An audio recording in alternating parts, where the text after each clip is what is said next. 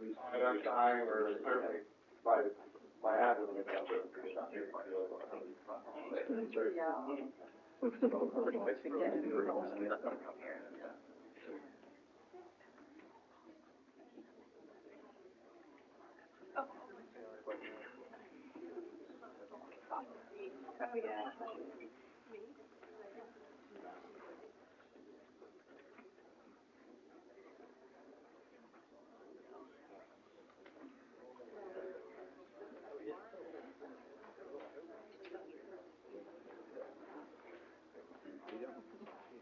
Thank you.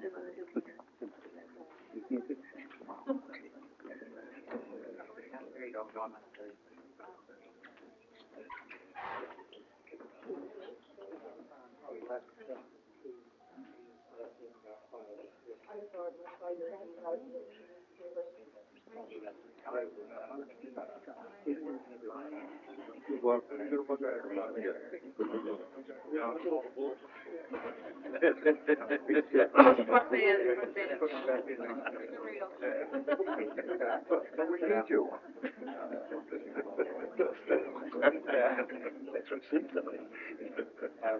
Good answer. Appreciate it.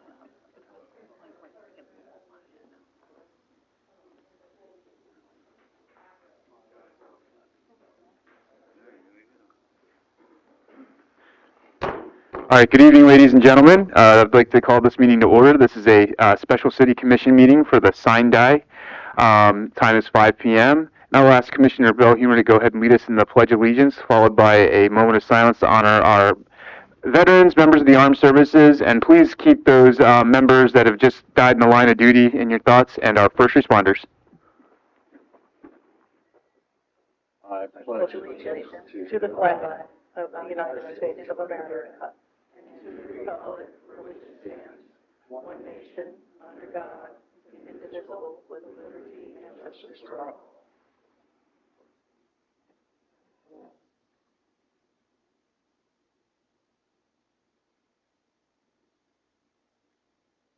Thank you. All right, so we're going to go on to item 3A, Resolution 2026-27. City Attorney. Resolution 2026-27, a resolution by the City Commission of the City of Flagler Beach, Florida, determining the date and time of adjournment signed die of the City Commission of the City of Flagler Beach, Florida, providing for conflict and providing an effective date. Thank you. Before we go on to item B, City Clerk, did you have something for us? Did you want me to consider the resolution first? You need to move on the resolution first. The timing, do you want them to move in the resolution first and then break? Okay. All right. I'll make a motion that we approve Resolution 2026-27. All right. We have a motion. Do we have a second? Second. All right. We have a second by Commissioner Cunningham. Penny, would you please call roll? Public comment. Any members of the public like to speak on this matter? All right. Seeing none, I'll bring it back to the board. Penny, would you please call roll? Commissioner Spadley, Yes, the motion. Commissioner Cunningham, Yes. Commissioner Cooley, Yes, the motion. Commissioner Belhumeur, Yes. Chair Sherman. Yes, motion passes 5-0. Okay. Fine, So this is Commissioner Belhumeur's last meeting with us. You've served nine years with us, broken, but 9 years in total. And we just wanted to get a little gift for you for your service to us. Down there or what? Well, Scott has something for you too. But it's easy to open and Personal ones.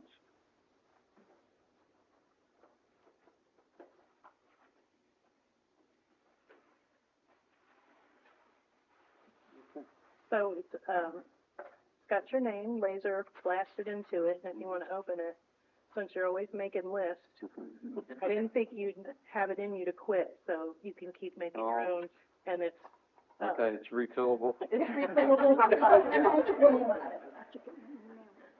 And then Scott, I don't know if you want to. Yeah, I'll do it up here. Great.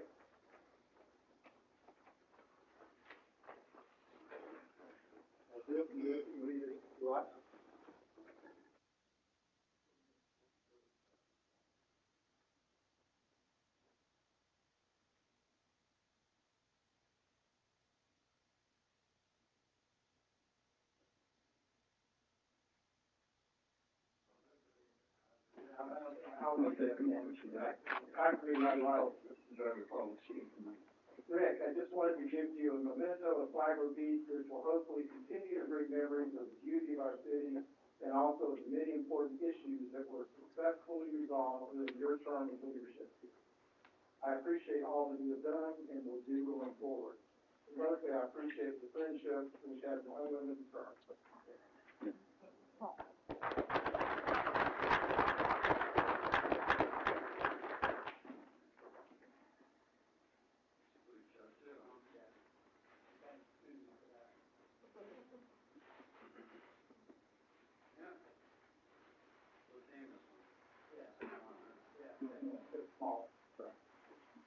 You get home and knock the rain and see if it's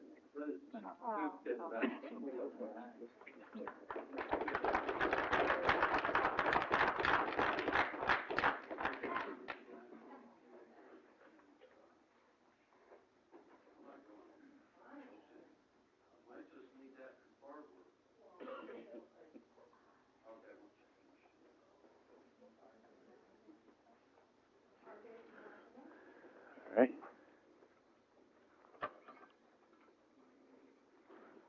City Attorney? We want to do the Commissioner Santori? swearing in here. Wherever you'd like to do it, wherever you're most comfortable, we usually do it out here, people take pictures of it.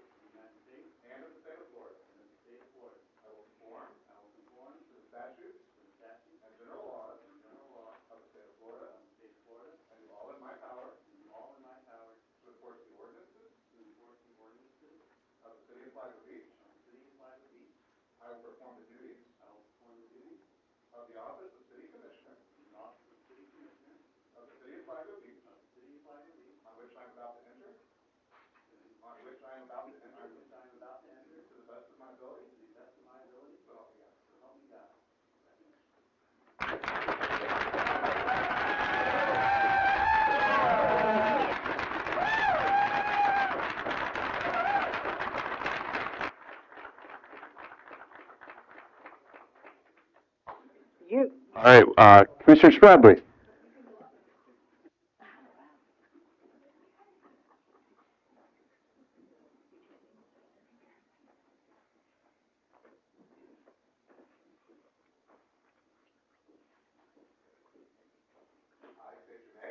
Scott Stradley, Do solemnly swear. That I will support.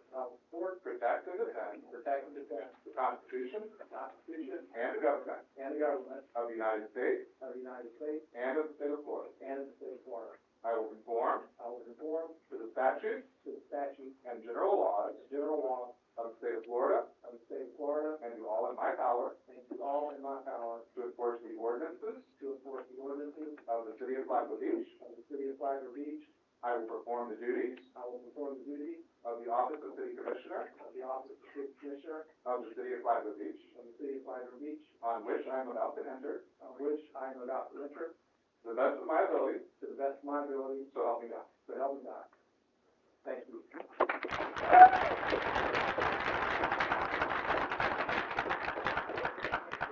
All right, we are now on to item D. We are now looking for a nomination for the to take the chair seat. Does anybody have any nominations they would like to? Commissioner Spradley. I nominate Commissioner Cooley for chair. Okay, do we have a second for that motion? I'll second. All right, we have a motion and a second. Penny, would you please call roll?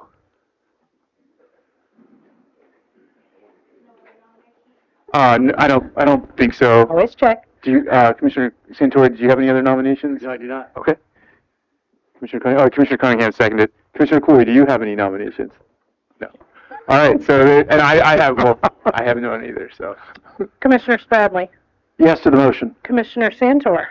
Yes to the motion. Commissioner Cunningham. Yes. Commissioner Cooley. Yes to the motion. Chair Sherman. Yes, motion passes 5-0. What's that? You got one more item. Oh, okay. Oh, the resolution, I'm sorry. Resolution 2026-22. Resolution 2026-22, a resolution by the City Commission of the City of Flagler Beach, Florida, appointing Eric Cooley as the chairman of the City Commission of the City of Flagler Beach, Florida, providing for conflict and providing an effective date. All right. Do we have a motion to resolution 2026-22? Motion to approve. Okay, do we have a second? Second. All right, we have a motion and a second. I'll open this up for public comment. Any members of the public like to speak on this matter? All right, seeing none, I'll bring it back to the board. Penny, would you please call roll? Commissioner Santor. Yes to the motion. Commissioner Cunningham. You got to push the button. Yes. Commissioner Cooley. Yes to the motion. Commissioner Spradley. Yes to the motion. Chair Sherman. Yes, motion passes 5-0. Okay, we're now on to item 3F, nomination for a vice chairman. And now, if you would like to pass the gavel, you're welcome to. Okay. I will, I'll go ahead and pass the gavel to, I'll finish. It's up to you guys. Yeah, you can go both ways to pass whatever the board prefers, but he can take over, or you can finish whatever you finish. You can finish this. Okay, all right. Do we have a motion for vice chairman? I'd like to nominate Commissioner Spradley for Okay. vice chairman.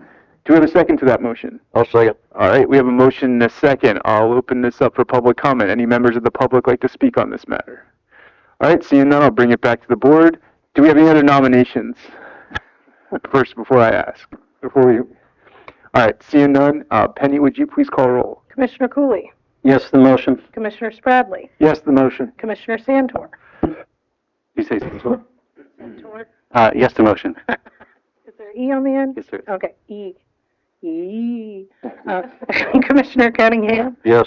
Chair Sherman. Yes, motion passes 5-0. Okay, now we'll move on to item 3G, Resolution 2026-24. City Attorney. Resolution 2026-24, a resolution by the City Commission of the City of Flagler Beach, Florida, appointing Scott Spradley as Vice Chairman of the City Commission of the City of Flagler Beach, Florida, providing for conflict and providing an effective date. Okay, do we have a motion to Resolution 2026-25? Motion to approve resolution 24, I'm sorry. 2026-24. All right, do we have a second to that motion? Second. All right, we have a motion and a second. I'll open this up for public comment. Any members of the public like to speak on this matter? Okay, seeing none, I'll go ahead and bring it back to the board. Penny, would you please call roll? Commissioner Spradley. Yes to the motion. Commissioner Santori.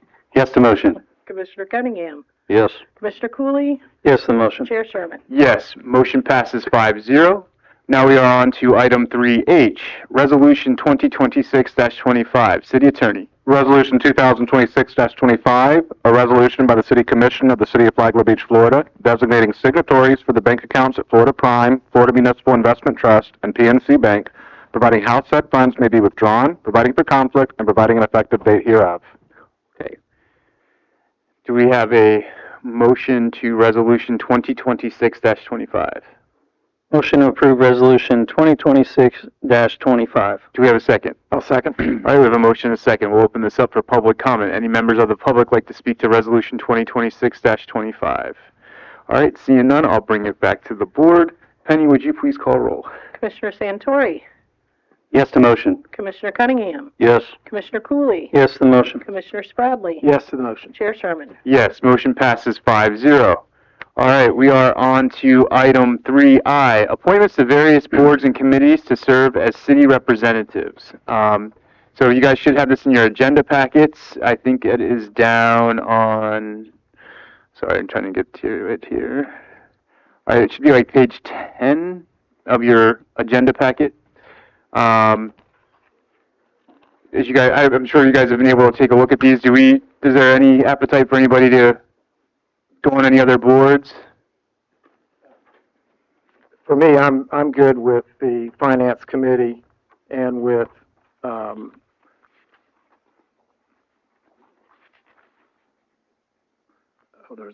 with the public safety coordinating council. Okay. And without going into any others, I'm good with those two. Okay. All right. I just wanted to note that the Commissioner Bellhumor committees are Friends of A1A Scenic and Historic Coastal Byway. And he's also on the TPO board. Yeah, and the Florida League of Cities Legislative Policy Committees. Much easier for me if you start from the top. Okay. Yeah. Okay, so we'll start from the top. So you're welcome. Sorry about that. The Flagler Beach Finance Committee, Commissioner Spradley, you're okay with staying on that board? I am. Okay, does anybody have any appetite to be on that board outside of Commissioner Spradley? I'm already on. Okay, so you're on that board as well. Oh, I see your name there, Mayor. I'm sorry. That's all right. All right. Safety Committee, Mayor King, are you still okay being on the Safety Committee? Yes, I am. Okay. All right. Flagler County Tourism Development Committee, that is Commissioner Cooley at the moment. Would you like to continue on with that appointment? I would. Okay. All right. Let's see here. So the Friends of A1A Scenic Historical Coastal Byway Board. This is actually one that meets from 2 to 4 the fourth Wednesday of each month up at the Hammock Community Center. This looks like it's Commissioner Bellhumor had been that current representative, and his alternate was Mayor King. Would anybody have appetite to be the representative? I could be the representative. All right. I need to remove as alternate. Alternate, you want, That okay. time and day. Okay. So the mayor's going to fall off, and if everybody's okay with that, Commissioner Santori will represent us on that board. Okay. Congratulations. Do you want an alternate? Anybody want to serve as that alternate on that board? Would anybody be able to make that time on the fourth Wednesday? I can do it. Okay, so Commissioner Cunningham will be the alternate. All right. Next on the list is the Museum Board, and that meets the second Tuesday at 4 p.m. at the fire station. Mayor King, are you still okay being on that board? Yes, I can continue. Okay. All right. And then obviously you're the point of contact for the Florida League of Cities Mayors meetings? Correct. I can gladly stay on as the League of Cities voting member. I mean, it's just, you just go in a big room full of other elected officials. If anybody else wants to say aye in my place, they're more than welcome to. But otherwise, I'll represent us in that if not. Anybody have any appetite for it? All right, I'll stick on to that one. Commissioner Spradley, are you good with staying on with the legislative policy committees and finance of taxation and personnel? I am. Okay. All right. All right. So this one, land use and economic development, that was a board that Commissioner Bellhumor previously had. Would anybody like to do that? Commissioner Santori? I'm sorry, I didn't have the list in front of me. Is this the one where Commissioner Cunningham was the alternate? No, that's okay. St. John's. Okay. I'll take this one too. Okay. All right. And then the next board is the Transportation and Intergovernmental Relations. I'm currently sitting on that board with the Florida League of Cities. I don't mind continuing to serve unless somebody else wants to serve on that committee. Okay, I'll stick with that one. Utilities, Natural Resources, and Public Works. Commissioner Cunningham, are you still good with being on that board? Still good, yep. Okay. All right, and then it looks like here liaison to the St. Johns River Water Management District. This group meets periodically. Time to be announced at the district office. Did you have interest in that, Commissioner Santori? I could be the alternate if Okay. Commissioner Cunningham would like to take it. Commissioner Cunningham, would you like to take the lead? I'll take, Rick's place, Okay. All right. all those people. All right, perfect. All right, Mayor, the business ambassadors meetings, that's periodic. Are you and Commissioner Chairman Cooley okay with staying on those two as members of that board? Yes, I'm assuming that's our FB3 group. What's that? Once the mayor's done, I got some thoughts Okay. on that.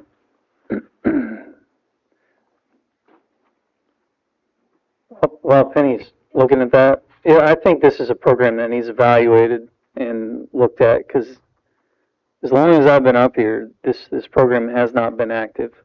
And this might be something to look at the CRA board or FB3 to take this over and maybe somebody be a liaison to it possibly, but this is not it's not really a functioning thing. And I'm not sure what we have on the books surrounding this either. Yeah, I'm not familiar with the program. I know that most of our business contacts or contacts with the business community have been directly through FB3, who I think the commission and the city government has a good relationship, as well as the newly constituted Community Redevelopment Association, which has business owners from throughout the CRA. So this may be a duplicative effort, but we can take a look at it. So this program was set up when a new business comes in to provide them all the rules and let them know, ask them, do you want outdoor entertainment, to get them set up and let them know the process, that it takes a month or two to get in place depending on scheduling of meetings, what licenses they're required to have, what inspections they're required to have. It was more city services for them to have a great start for their business, not so much. Okay, and I know that Ms. Ryan with the CRA, she's working on with the CRA Advisory Board to kind of put together the welcome wagon type thing as well. So we'll review that and figure out how to move forward with it. Okay. So you guys are okay with just staying on that board for now? Okay. All right, the next one's the Volusia Flagler Transportation Organization, the TPO board. I don't mind going back on that board. I've got a pretty good familiarity with it. That was a board that Commissioner Bellhumer served on. That meets the third Wednesday of every month at the Daytona Beach International Airport. Periodically I may not be able to make those meetings. Would there anybody be interested in being my alternative for that board? I could be the alternate. Okay. All right. So I'll be the lead, and then Commissioner Santori will be the alternate. Okay. And then the next one down the list. Oh, go ahead, Penny. So, in speaking with former Commissioner Bellhumer, he did note to me his interest in being the alternate for the vacancy that's on the CAC, Okay. Citizens Advisory Committee. Okay. And if you wish to do that, that's fine. I just need a motion to do that after you're done going through this. Okay. All right. The next one is the Family Life Center Board. Mayor King, you're currently the point of contact. Would you like to continue to stay on as I that? can continue. I can meet via Zoom with them. So Okay. yes, I'll continue. Okay. All right. The next one is the public. Did I skip one? No. Okay. The next one's the Public Safety Coordinating. Looks like Commissioner Spradley. You're currently on that board. Are you? I'm good. Good. Staying on. Okay. All right. The next one here is the School Board Oversight Committee for the Public Schools, the Family Planning, otherwise known as the ILA Board. Myself and Commissioner Cooley are currently the representatives for the city on that one, and our city planners, our staff representative. Commissioner Cooley, do you want to continue on that board with me, or? I'm not 100% sure when they meet. I have yet to sit on one of those. We had one, what, a year and a half, 2 years ago, right? It was like the last time. Usually their staff reaches out to me and asks me to see if you're available. And then I just have them contact you, since I don't have your personal schedule. Stay on it. Stay on? Okay. I'll stay on with you too. It's been a tough year of meetings with that group. It has. It did get heated the one time, I will tell you that. All right. All right, and then we've got our boards established, and then do we need Penny, you said we would need a motion to have, To appoint Rick Belhumer to the TPO's Citizens Advisory Committee as the alternate. okay, do we have a motion for that? So moved. What's that? So moved. I'll second. Okay. All right, we have a motion and a second. I'll open this up for public comment. Any members of the public like to speak on this matter? All right, seeing none, I'll go ahead and bring it back to the board. All those in favor? Aye. Aye. All those opposed? All right, motion passes 5-0. All right, let me scroll back up to the top here. All right. We are now on to item J, Resolution 2026-26. City Attorney. Resolution 2026-26, a resolution of the City of Flagler Beach, Florida, declaring the City Commission of the City of Flagler Beach, Florida is duly organized and ready to transact any business that would properly come before it, providing for conflict and providing an effective date. Okay. Do we have a motion? Motion to approve resolution 2026-26. Okay, do we have a second? I'll second. All right, open this up for public comment. Any members of the public like to speak on this matter? All right, seeing none, I'll bring it back to the board. Penny, would you please call roll? Commissioner Cunningham, Yes. Commissioner Cooley, Yes to the motion. Commissioner Spradley, Yes to the motion. Commissioner Santori, Yes to motion. Chair Sherman. Yes, motion passes 5-0. I'll look for a motion to adjourn. Motion to adjourn. Meeting's adjourned.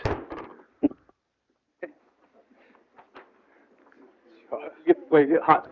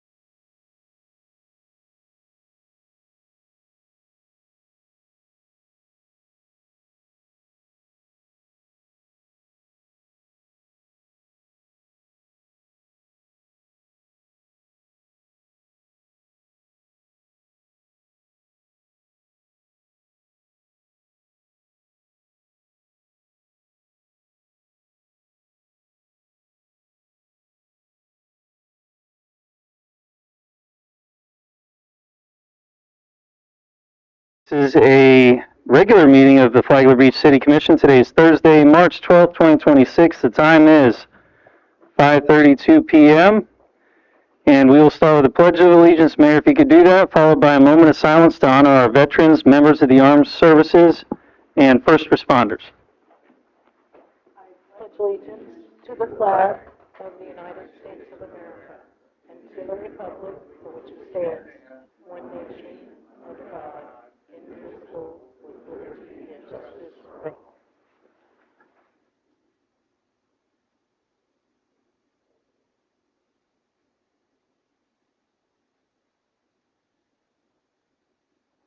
Thank you.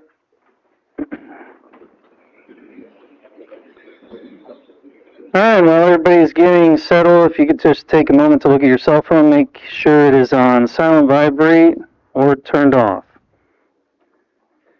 And any deletions or changes to this evening's agenda? Penny, we're all good? And requests? All right. And we will move right to public comment. Citizens are encouraged to speak. However, comments should be limited to 3 minutes. Each speaker has up to 3 minutes to address the chair, and one opportunity to speak. No time will be allowed to do another speaker, and this is for items that are not on the agenda. Good evening, Mr. Bryant. Good evening, Commissioners, Mayor, and staff. Name's Ken Bryan, 406 Palm Drive, Flagler Beach, Florida. And sometimes we come up here to complain about stuff and you hear a lot of negative stuff, but today this is all positive, and I just thought I'd spend a few minutes here. What I'd like to do is let you know that if you're not aware of it, we have something that's called the Flagler Beach Police Department Foundation. And what we do is that we're a 501c3, and we were formed a couple of years ago, actually. And the members that we have, I'm the chairman, and Kathy Wilcock is the secretary. Mike Strauss, who just moved into the area less than about 6 months ago, is the treasurer. And we also have Sam Royer. And at our next meeting, we're actually going to select and nominate and probably vote in 3 more members. So we'll have seven members on our foundation. So what I wanted to do is just basically commend everyone in the community, and I'd like to thank everyone for everything that they've done as far as helping to support our foundation. And I say our because it's the board members, but it's the community's foundation. Tortuga is actually, through the efforts of Flagler Strong last year, had a big get together over here on A1A, and they raised about $30,000. We've since had other donors contribute money to the organization, private donors. In fact, today, Captain Blanche, our acting police chief, called me and says, Ken, I got some money, and I was expecting $100. I went over there, got another check of $1,000. So people are just coming out. They just do a lot of work to help us out here. And I can't thank the chief too much. I mean, he's just over the top as far as helping us out with what we're doing. He came to our last meeting. He says, well, I got a couple of needs here, and can you guys help us out? So we actually gave the police department $15,000. So we're just continuing to build up our treasure, and we continue to work with the police chief and the department to find out some of the things that they really need, and we try to help them out. This actually helps with the community, too, because it helps the commissioners as far as not having to put this on a burden. I want to say it's a burden, but additional funding on the police department. So there's some things that sometimes if they have a police officer that needs some training and the city didn't budget for it, you got to get it done, we'll do it. There may be sites or something for their weapons or some equipment that the city didn't budget for. It's not there, and they'll come to us and we'll write a check if we have the money there. So it's an ongoing organization. We're going to be coming out and reaching out a little bit more. We just want to let everybody know we're out there. And whenever you see something that's coming up that says support the police, step out there and do it. There's another organization that helps the firefighters as well. So, just help us out. Look forward to it. Your heartfelt hearts are just welcome, and it's a positive thing. Thank you so much, everyone, for the work that you've done, and we'll continue to help our department and the first responders because they do a lot of stuff that you don't even know about sometimes, and they're there whenever we need them. So thank you very much. Thank you, Ken, and great job to your group, too, and all the groups that you're in. You're in a bunch of them. Anyone else for public comment? Items not on the agenda. All right, seeing none, we'll close public comment. And we will move on to consent agenda. Consent agenda is meeting minutes of February 12th and the 26th. And did everybody get the 26th? They were, I believe, up here on the dais for everybody. Any questions or comments?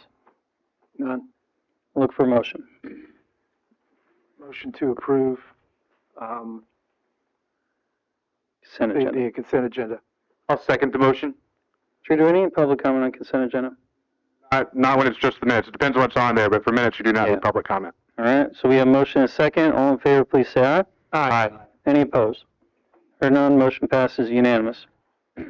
General business 6A, resolution 2026-01. Drew? Resolution 2026-01, a resolution by the City Commission of the City of Flagler Beach, Florida. Resolution of the City Commission of the City of Flagler Beach to accept the lowest responsible quote solicited by the Facilities Department and authorize the purchase of one JLG ET350 Tow Pro Series boom lift from Everglades Equipment Group in the amount of $35,700, providing for conflict and an effective date. Okay, this is not the first time we've had this item in front of us.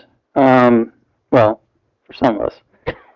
And by the way, welcome Commissioner Santori. Thank you. But any comments on this item? I have some. All right, Mr. Cunning. You're right, it's not the first time. We asked for the last couple of years of how much we've rented man lifts, and I think we only got provided with the month of December, $2,000. And it's still a pull behind man lift, so you're gonna have a truck to pull it. Think about wet areas when you're pulling a man lift with a truck. Anywhere the man lift has to go, the truck has to go also. We got a brand new trailer sitting over at the wastewater plant that if you need to haul it across the bridge, you can load it up and haul it across the bridge. Not the tow behind. Those aren't very good, the pull behind. I would like to have more information on how much we spent over, not just December, the month of December. So, I mean, I saw the man lift sitting for a week in one place, not being used at all. All right, City Manager, would you like to respond to that? Sure. Staff believes that the tow behind is the best. In the background report, it talks about we did rent one for the month of $2,000. It was used for holiday decorations and elsewhere, especially trimming trees, which saved the city approximately $11,000. So if we rent the lift 4 times a year, this turns out to be a cost beneficial to the city, and staff believes that it is movable and easily movable, both when attached to a truck, but it can also be manhandled into tighter quarters as well. So staff did the review of both tow behinds and self-propelled, and they believe the best option is to move forward with the tow behind. Okay, and just for clarity, you looked at previous usage and it was about 4 times a year or something? Is that the information? Yes, sir. Okay. Further discussion? Commissioner Santori? How many more times a year do you expect we'll use it? Do we have a maintenance plan for this, and where will it be stored? Thank you. With the staff that's been hired, we expect we'll use it a lot more. Previous staff did not use it to its full capabilities because of staffing issues and operational issues. I believe that it will be stored over in the maintenance yard where the wastewater treatment plant is, over on Avenue A. And they will have a maintenance plan as well. Outside storage or inside, just out of curiosity? No, I think it's small enough that we should be able to find room for inside storage for it. In that big building on the north side there? Correct. Okay. And you mentioned will get more use than the ones you'd rented 4 times last year. You have any idea? I know you can't give anything precise, but like double that, or? I think we'll use it monthly at least, given the staff that we have capable of using it. Thank you. One other question was, a concern was, what sort of certifications do you need for either the tow behind or the self-propelled? There are no additional qualifications or certifications necessary to use the tow behind equipment. There are safety measures that have to be implemented, but there are no special certifications that are required. How many vehicles do we have that can tow this? I know we have at least one, if not more, existing vehicles. Okay. Yes, sir. Will this be under the Public Works Department or the Facilities, Maintenance? It'll all, several departments are under the Public Works Division, so you have facilities maintenance, because we can use it in the CRA, things like that. So there'll be a variety. It'll be cross-departmental used. Thank you. And billed as such? Yes, sir. Split billing on the budget? Well, we can't use CRA funds for maintenance. Right. But the, Yes, the it'll other be cross-billed. Right. We're doing vehicle maintenance now with a vehicle mechanic in the sanitation department, and his services on other city vehicles is cross-billed to the other departments. Okay. Further discussion? Let's just say that we use it once a month, 12 times a year. Do you have any idea what the lifespan of the equipment would be? I don't know that offhand. I don't know if Mr. Freeman or Mr. Anderson would be able to answer that question, what the anticipated lifespan is. I don't have anything specific on that, but we would anticipate at minimum 10 years. Yeah. It'll require some maintenance, but we expect it to last 10 years.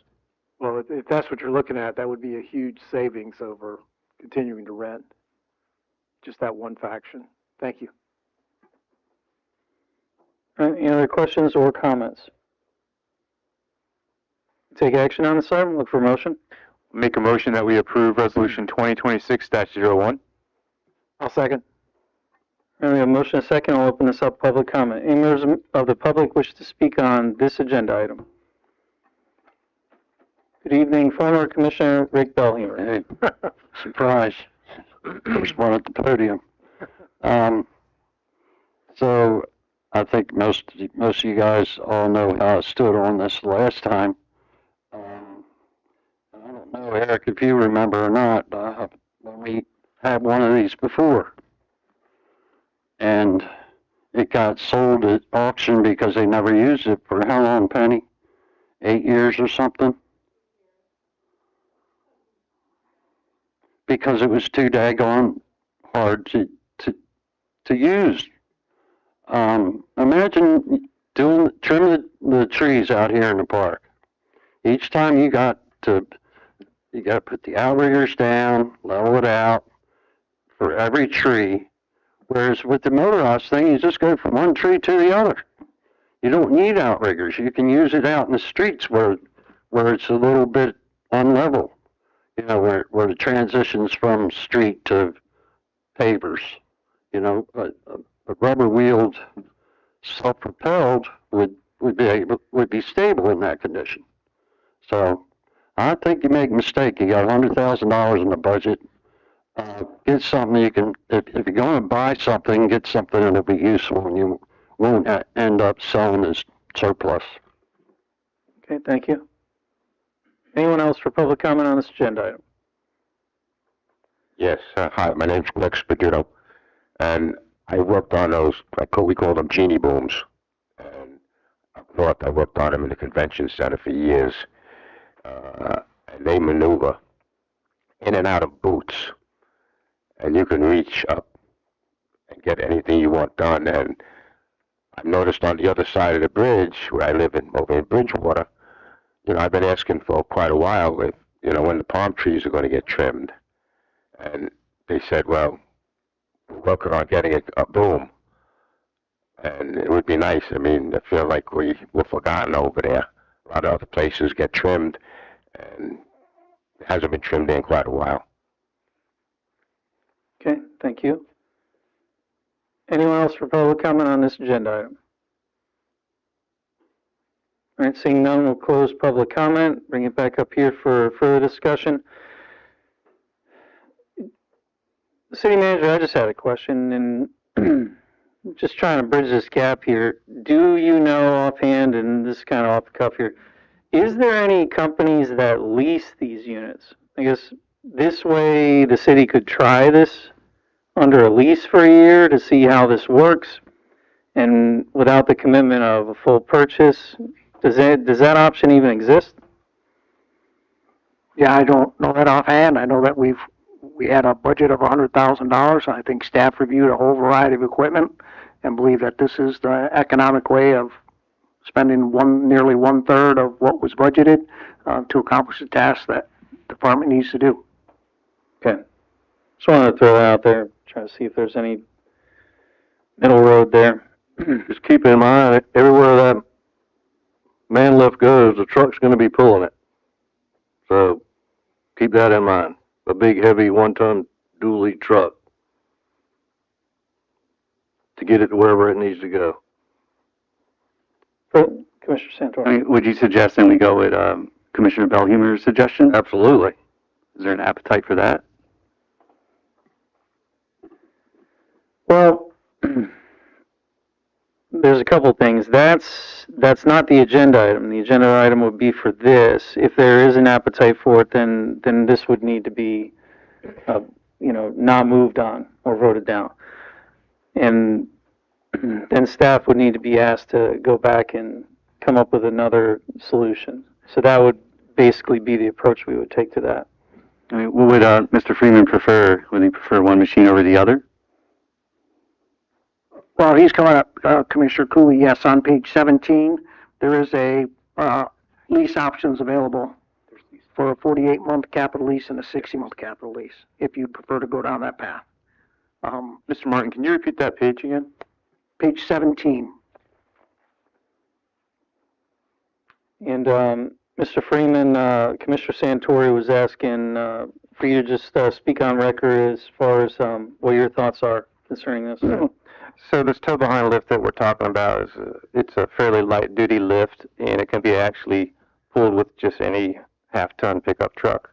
And it's very maneuverable, and we can get it to tight spaces, and we have the personnel who know how to use it, so we're ready to get to work.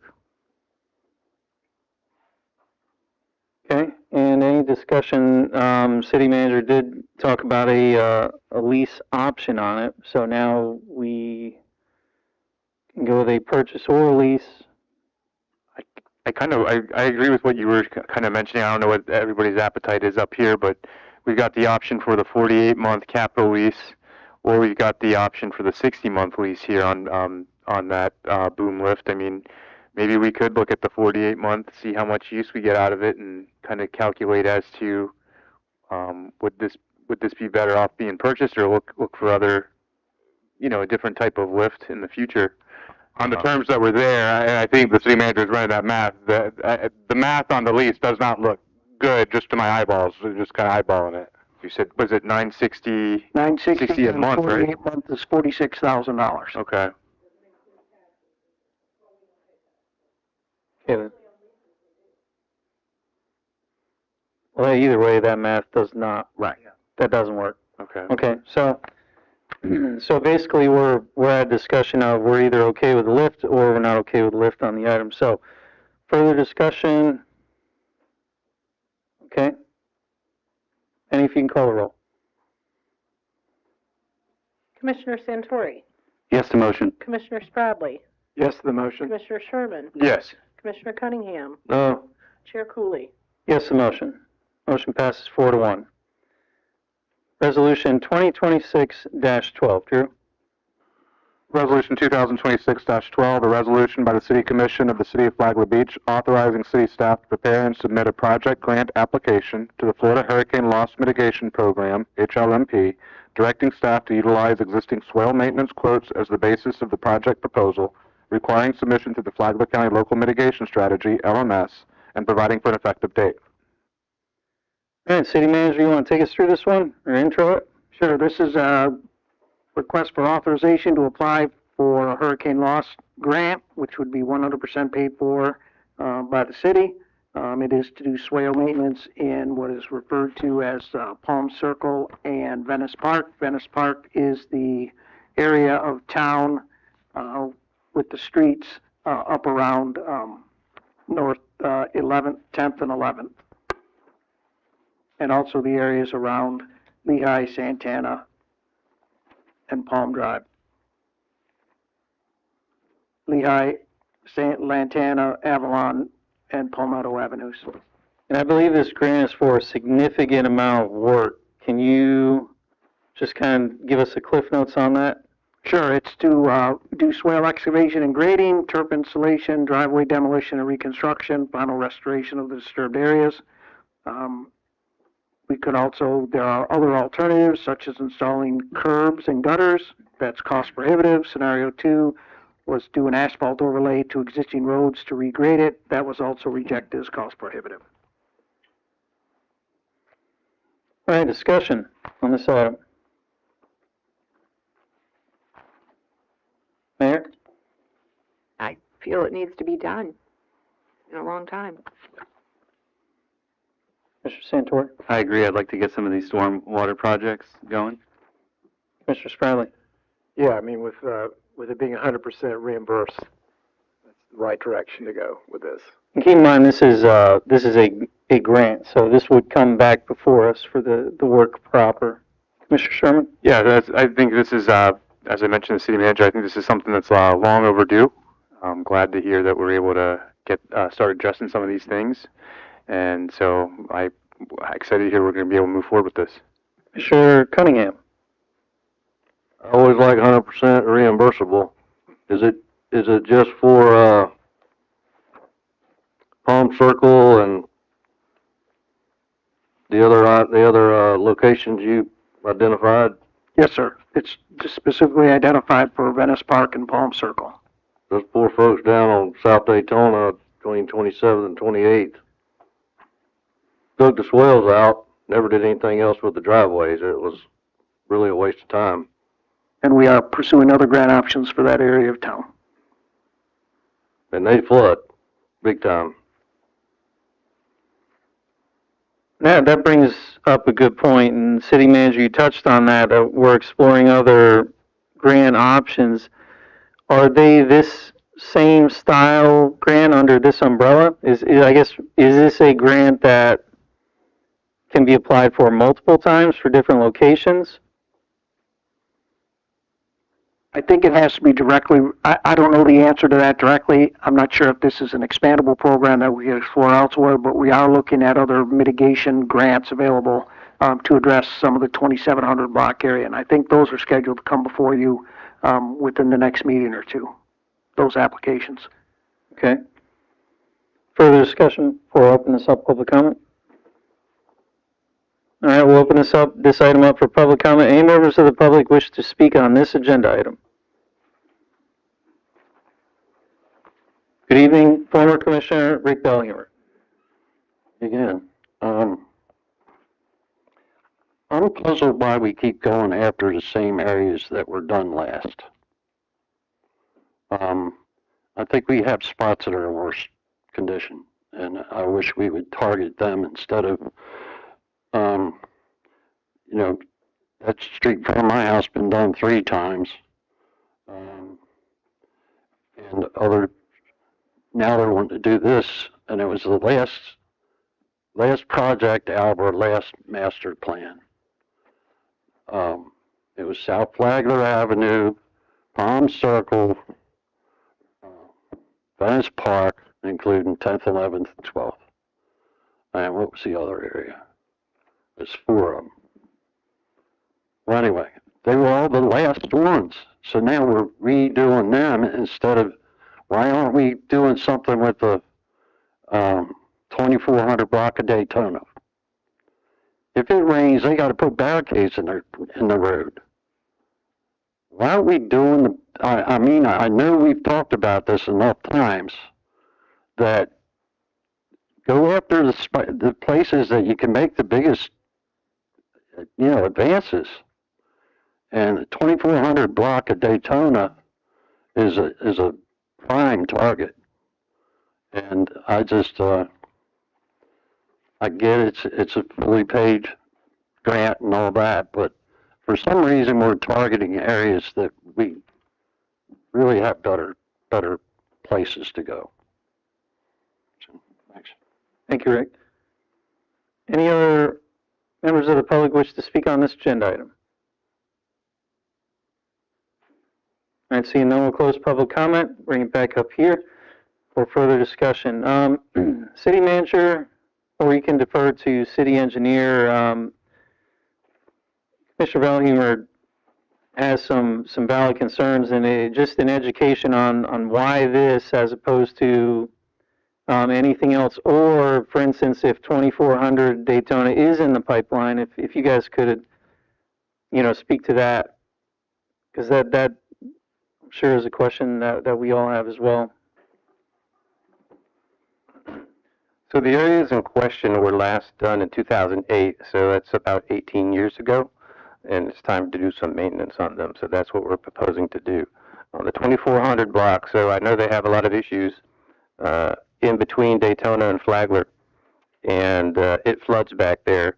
So we're looking at that, and we got to figure out how we can acquire some easements or to get a drainage easement in the back of those properties so we can go southward. There's a cross drain under South 25th Street, and we'd like to get an easement to get drainage towards that. However, that takes a little time to try to acquire these easements. Okay, any questions for the city engineer while he's up here? Mr. Santori. I know we've had an issue with the maintenance in the past. So after this is done, do you think your crews will be able to do a better job at maintaining this going forward? So we've hired 5 new employees in our public works department, and with the new staff that you commissioners graciously were allowed us to have those employees, we're going to be able to tackle a lot more of the maintenance issues in the future. And just as a little background, Commissioner Santori, during budgeting, this body actually said that what was allotted originally and what was recommended by city staff was not enough. And we requested that the budget go even bigger to address those exact concerns. And so hopefully we'll be getting some good updates on how that money is being spent, in future meetings. All right, so thank you, city engineer, and further discussion on this. Just to kind of piggyback off of what Commissioner Belhumer said, I do agree that there is some work that needs to be done down there, and if anybody that walks out there, they can see that area of town's in rough shape. But I also know these folks over at Palm Circle have been waiting for a long time to get a lot of this maintenance done as well. So I guess we try to trust city staff to prioritize and get things done. I do understand we've done multiple projects in these areas, but hopefully we can, again, like as Commissioner Santori mentioned, having a good maintenance plan in place and move forward with getting these projects done. Right, and again, just for clarity, this is a grant application. This is not action. So just wanted to make sure that the public and everybody understands that this is only just applying for a grant. Further discussion before we look for roll call. Did we have a motion and a second on this? All right, so look for motion. Motion to approve resolution 2026-12. I'll second. I have a motion from Commissioner Spradley, second from Commissioner Cunningham. Penny, you can call the roll, please. Commissioner Spradley, Yes to the motion. Commissioner Sherman, Yes. Commissioner Cunningham, Yes. Commissioner Santori, Yes to motion? Chair Cooley. Yes, the motion. Motion passes unanimous. Resolution 2026-13. Drew? Resolution 2026-13, a resolution by the City Commission of the City of Flagler Beach, Florida, approving a task order with Mead & Hunt, Inc. for design, permitting, and assistance services for the Roberts Road and John Anderson Highway Reclaimed Water Mains Project, authorizing the task order and providing for an effective date. And City Manager, if you could intro this, please. Sure. As you are aware, Senate Bill 64 requires the city to stop discharging water into the Matanzas River. So we will have to bring our water effluent, the treated sewage water, to reuse standards. This is a plan to start the design effort to take the treated wastewater from the wastewater plant north on John Anderson along Roberts Road up to KB Homes area, which KB Homes has already piped for reuse water. So this is a proposal from Mead & Hunt to begin the design and permitting and to help us with the conversion, the design of new reclaimed water systems, design an extension to Wadsworth Park, prepare construction drawings, technical specifications, and bid-ready documents. So, staff recommends approval of this task order. All right, discussion on this resolution. Mr. Cunningham. How many years do we anticipate before water will be going through the reused line? I would expect that it'll probably be 3 years or so. We have to build a wastewater treatment plant. That's going to take about 2 years. We'll have the reverse osmosis. That'll help bring it to the appropriate standard. So this is to get us in position so that as soon as we have the reclaimed water available, we're able to start sending it out.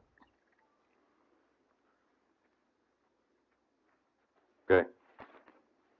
Commissioner Sanford. I was wondering about how many years you think it'll take once the reuse lines are hooked up for it to, cover the cost of that expense to build it. Honestly, I'm not sure if we'll ever recover the cost of that, only because the amount of money we're going to charge for that, but it's a state mandate that we have to get rid of our reused water somehow, and the two primary options are deep well injection, sending it back down to the aquifer, or using reuse lines. And deep injection wells are significantly more cost prohibitive. Commissioner Sherman. Yeah, just kind of piggyback a little bit here.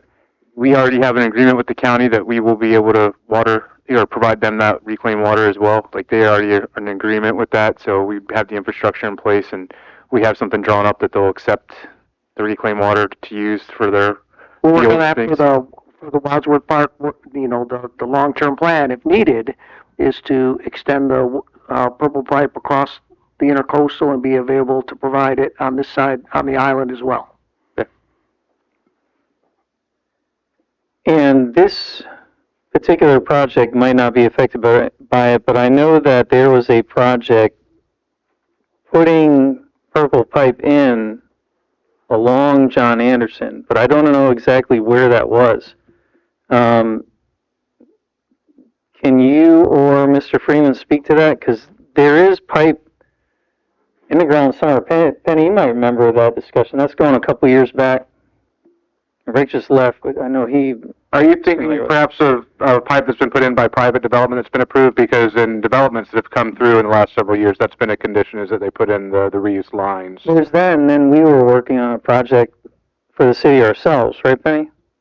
Sounds like that. So there was some purple pipe put down John Anderson Road. If you head south towards where Veranda Bay is, there's some purple pipe along that stretch of John Anderson Road that was installed a few years ago. Okay. I think that's probably what I'm thinking of. This was a while back. KB, did they put it in the road as well? KB has it throughout their development, but not out into the public right away. Okay. Not out into Roberts Road. So this will run. This will take us to eventually connect to KB Homes, correct? Okay. Any further discussion? Look for a motion. Motion to approve, resolution 2026-13. Second? We have a motion and a second. I'll open this up for public comment. Any members of the public wish to speak on this agenda item? Seeing none, we'll close public comment, bring it back up here for discussion. If there is none, Mr. Sherman, do you have any? Oh, no. Okay. Penny, if you can call the roll. Commissioner Sherman? Yes. Commissioner Cunningham? Yes. Commissioner Santori? Yes to motion? Commissioner Spradley? Yes to the motion. Chair Cooley? Yes, the motion. Motion passes unanimous. All right, resolution 2026-15. Drew? Resolution 2026-15, a resolution by the City Commission of the City of Flagler Beach, Florida, accepting the proposal from Connect Consulting, Inc. for groundwater modeling and impact analysis services in support of the city's consumptive use permit, CUP modification and renewal, authorizing staff to proceed with the work and providing for an effective date. All right, City Manager. The city is currently operating under a consumptive use permit that allows approximately 900,000 gallons a day. The population continues to grow. Our 2025-35 water supply facilities work plan that you adopted projects a 2026 population of 7,000. and water demand reaching 2.2 million gallons a day by 2045. So this begins the design and modeling of expanding our consumptive use permit to satisfy the growing demand for the water. All right, discussion or questions?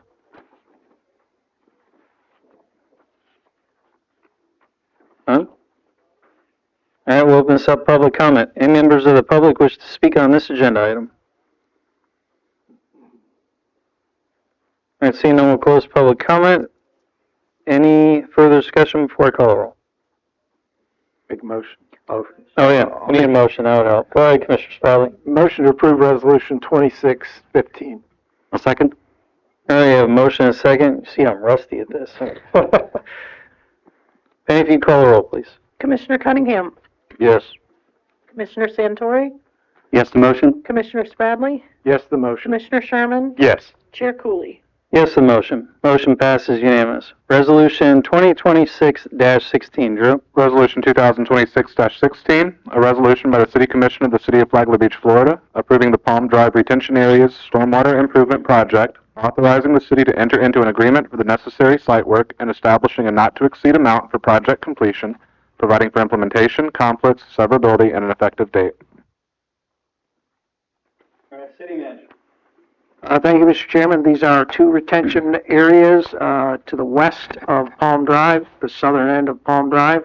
If you look at your map on page 93, the ponds are identifiable. They have been not maintained. There was some question regarding whether those are the responsibility of the homeowners association area in that area or the city. And appears from documentation that long ago city manager offered to take those over on behalf of the city, so it's time for the city to get down there and clear those ponds out. Staff recommends approval of the proposal of $132,720. All right, discussion on this item.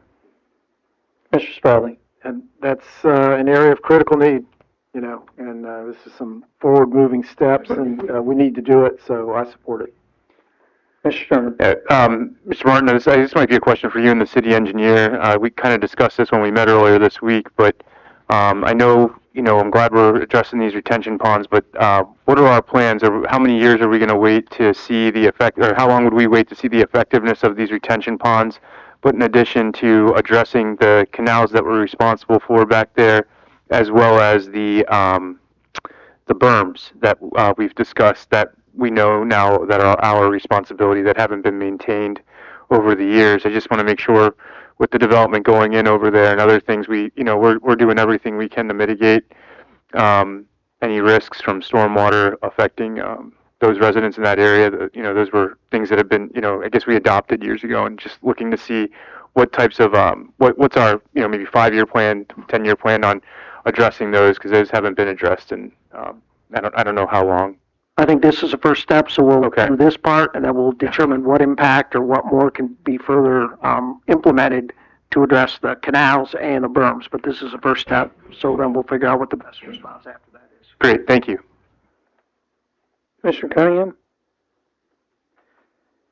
Yeah. Well, the ERP got transferred in 2022 to the city. The plan I'm looking at here, the retention area 1, there is no retention area out there. I walked out there today. It was never done. There's trees and big trees all along behind all 4 of those houses. What is the scope of work going to be? Are they going to dig that out? Take them trees out and dig it?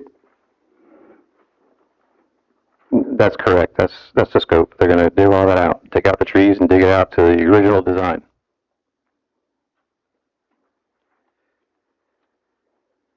So they'll be building a retention pond, basically. Essentially, yes. Right. So it was never constructed per the plans?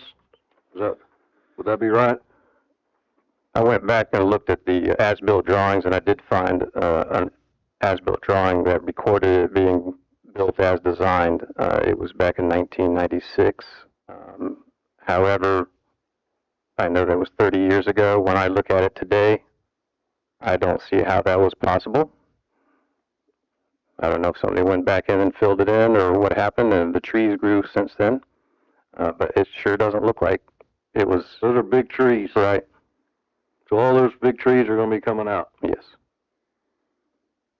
Well, that would make sense why it's costing so much. They're gonna have to clear and grub and dig.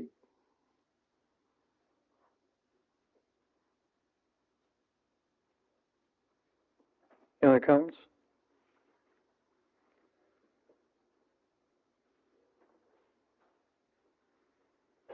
Yeah, when you went out and reviewed it,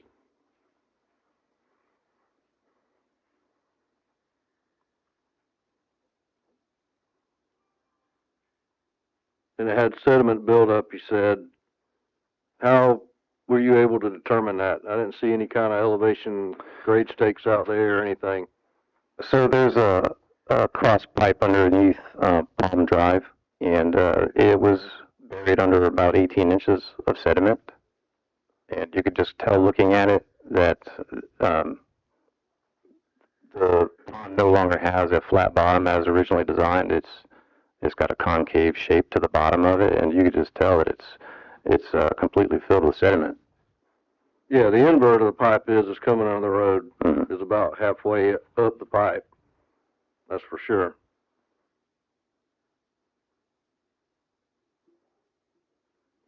So you didn't shoot any elevations anywhere out there, you just eyeballed it? We didn't shoot any elevations to determine how much it was filled. Basically, the scope was to return the pond back to its original design.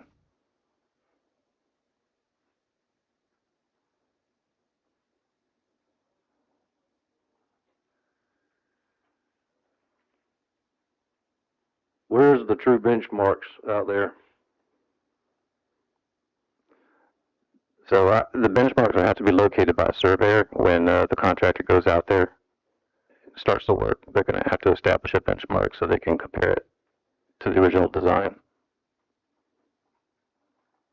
I think in their proposal it says that the city's going to be responsible for all that surveying and as-builting and everything else. So we're going to get some as-builts, but as far as establishing a benchmark, we don't have an established benchmark out there. Survey and as-built to be provided by the city. So that's not part of the contractor's work, right? Correct.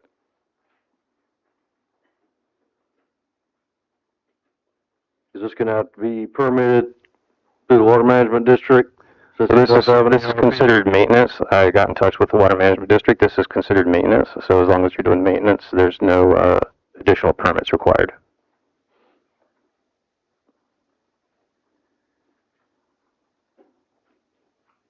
There's going to be a lot of clearing and grubbing and digging. There is, but it's still maintenance.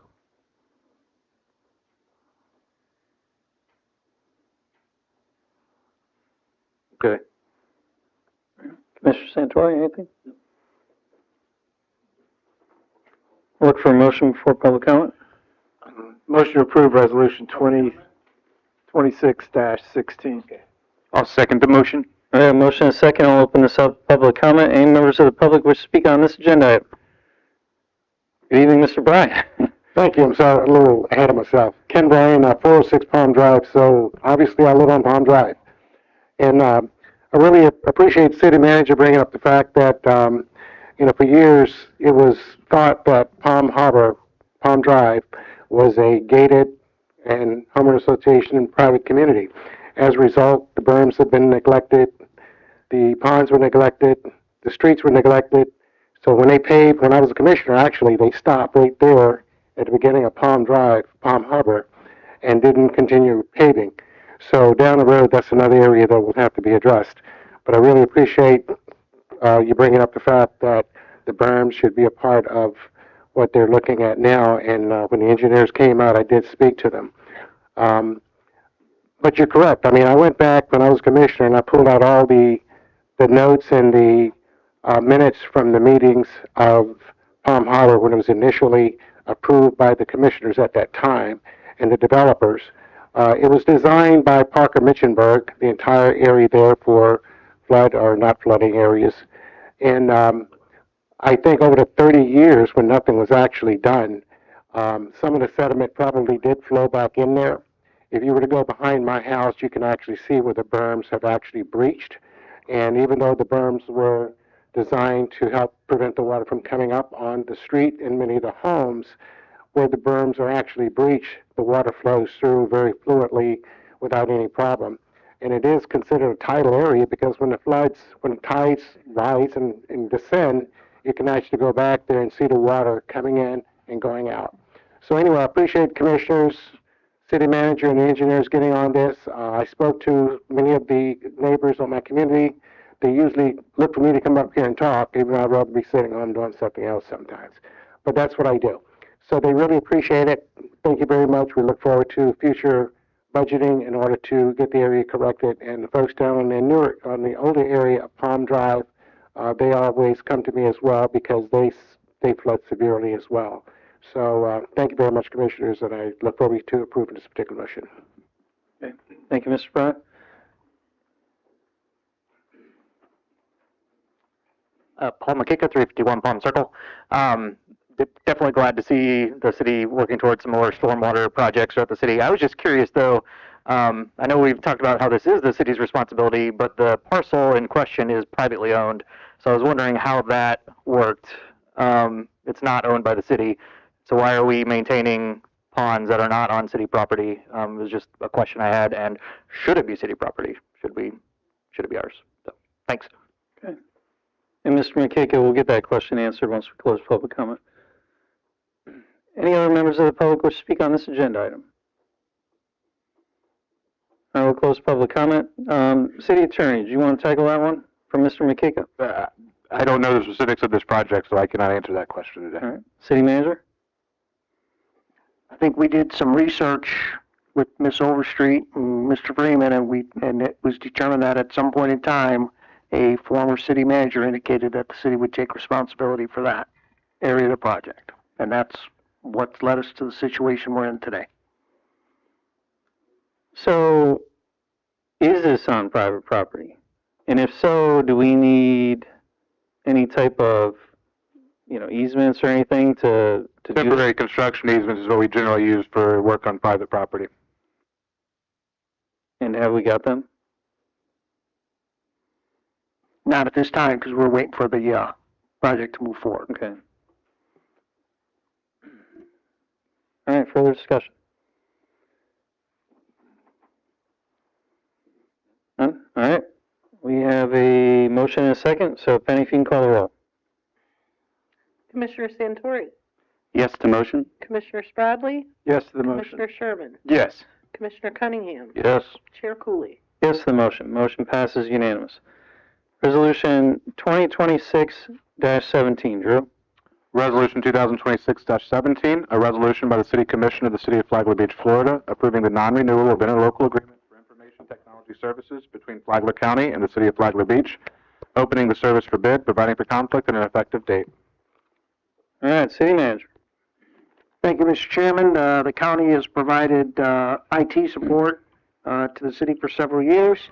In the past year, or recently earlier this year, the county notified the city that they would be increasing the cost of services from $136,000 to $303,000. Staff believes through the capabilities of our current staff and some additional third-party assistance that we can we can now begin to operate on our own. Mr. Emson is here, the city's IT director, to address the capacity of staff and his efforts to work with a third-party developer. But when I first started here nearly 3 years ago, I was forewarned that, hey, this is eventually going to come before us, and we need to start preparing our own backbone so that we can move forward without being overly charged. So, Mr. Emson may offer more comments. All right. IT Extraordinaire Emson. Evening, Commission. Any questions for that? We're ready for moving on and moving up. What do they provide now? They provide 24-hour support for our emergency services, which is why we'll need the third-party managed service provider to continue that.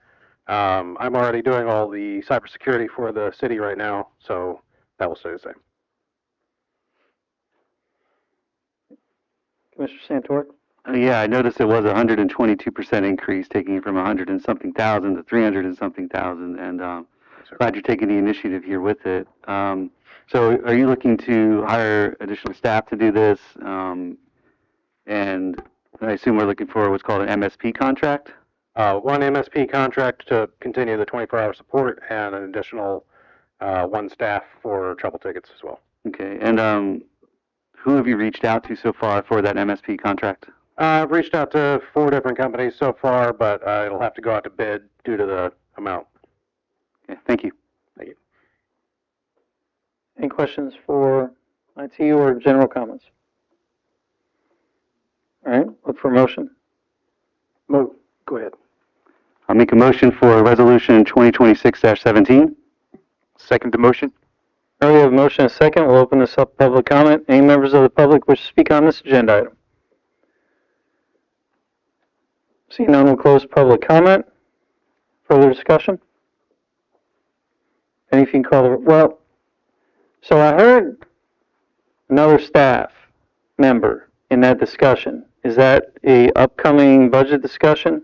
Correct. That staff, the city will remain with the county through the end of this fiscal year, so that'll be part of the proposed budget that projected to add one additional IT staff person to the city staff, but that will not come into play until the start of the next fiscal year. Okay. And for those of you that have been following or been around for a while, our IT contract with county has been a budgetary concern for quite a few years. And so this is increase upon increase, and they price themselves out of making sense. All right, we have a motion and a second. Penny, if you'd call the roll, please. Commissioner Spradley, Yes to the motion? Commissioner Sherman, Yes. Commissioner Cunningham, Yes. Commissioner Santori, Yes, the motion? Chair Cooley. Yes, the motion. Motion passes unanimous.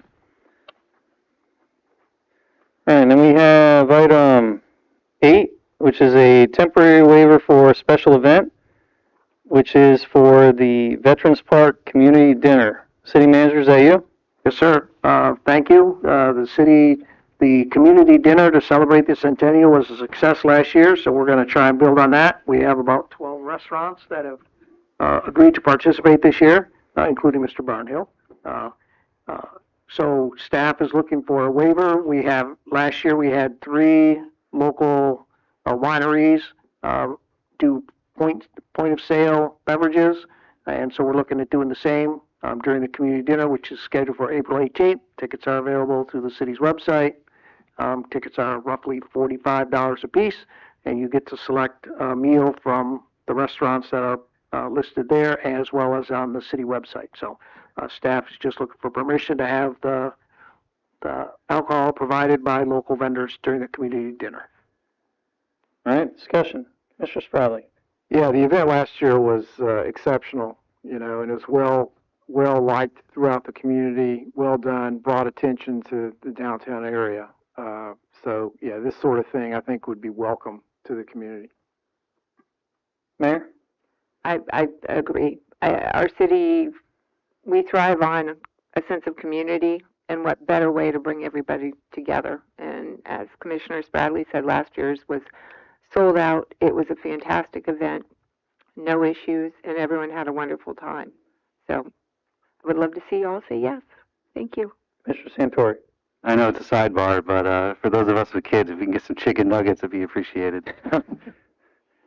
I think that'd be pretty easy. We have a lot of restaurateurs that specialize in those. Any other comments? Commissioner Cooley, one last thing is this will be our first effort at exploring auctioning off some of our centennial banners. So, but in order to bid, and we haven't figured out how the auction is actually going to work yet, or how many it's going to involve, but in order to be eligible, you have to buy a ticket to the dinner. I thought you were going somewhere else when you started with auctioning off. I there's something else that came to front of mind on that, but I'm not even gonna put that out there. Because I know that will be quite a discussion sooner than later. Further discussion on this? If not, I'll look for a motion. Motion to approve the request for the temporary waiver for special event. I'll second that motion. All right, we have a motion and a second. I'll open this up to public comment. Any members of the public wish to speak on this agenda item? All right, seeing none, we close public comment. And this does not require a roll call, so all in favor, please signify by saying aye. Aye. Any opposed? Motion passes unanimous. All right, we'll go to item 7A, which is site plan application for Flagler Beach vacation rentals. And City Attorney, you want to start with planner or applicant? All right. Planner, take us through. Okay, thank you. So the property is vacant, undeveloped land located at 1708 South Ocean Shore Boulevard. The flume designation is general commercial. The zoning map designation is tourist commercial. I do want to say that there's a correction on the staff report for the schedule of permitted uses. I have it listed as general commercial, however, the zoning is tourist commercial, and the items that are listed as a permitted use are part of tourist commercial. So that's one edit that I need to make to the staff report. I have general for zoning, and it's really tourist commercial. And the existing conditions of the property is 8,631 square feet. The site fronts Ocean Shore Boulevard. Site access is provided by Beach Place, which is an existing 30-foot unimproved right-of-way. The applicant proposes to construct a 3-story, 8 one-bedroom hotel. The proposed size of the building is 2,558 square feet.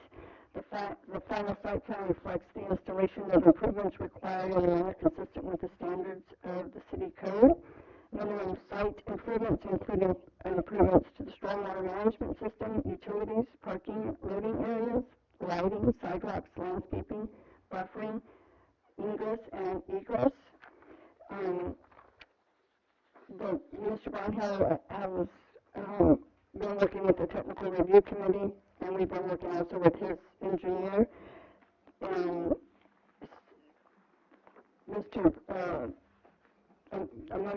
fellow member of the PARB did bring up that we have some site planning design principles, particularly in design, which may be a little bit subjective, whether or not they're met, it can be checked off. However, for site plan, which is section 2060605, all the criteria for section 2060605 have been met for site plan. We do have the applicant that's here, and he can answer any questions. I also do want to clarify that it is a hotel. It meets the definition for a hotel. It's going to be utilized as a hotel versus a motel. So we'll have some scriveners, some edits to make to where it might read motel. Okay, and City Planner, if you could take us through, so there is differences between a hotel and motel, and just for everybody's clarity, if you can tell us basically what those are so we know, for ourselves what we're looking at. Okay, sure. So a hotel shall mean a public lodging establishment that consists of one or more buildings, including accessory uses, that is licensed by the state of Florida, and which offers facilities such as eating and drinking, one or more recreation facilities, off-street parking for each unit, rental units exiting into internal corridors, sleeping room with or without cooking facilities, no intention ever of long-term occupancy, which is recognized as a hotel by the industry. So that's the definition of hotel, and this site plan meets that definition. A motel definition is, shall mean a public lodging establishment properly licensed by the state of Florida. It offers rental units with an exit to the outside of each rental unit. It offers daily or weekly rates, off-street parking for each unit, a central office on the property with specified hours of operation, a bathroom or connecting bathroom for each rental unit, at least 6 rental units, no cooking facilities except for a microwave, and not intended for long-term occupancy, and recognized as a motel by the industry. So this does not qualify as a motel because there's cooking facilities and there's no central office on the property. So it qualifies as a hotel. Okay. And do you have any other slides or anything you want to cover before we move on? I do not. We have worked with Mr. Brownhill to make some edits to the design. But I do want to mention that everything that is required on the site plan fits on this property. There might be minor modifications where the tippy carts or whatever, however they use the trash is going to go. We can maybe move the HVAC units.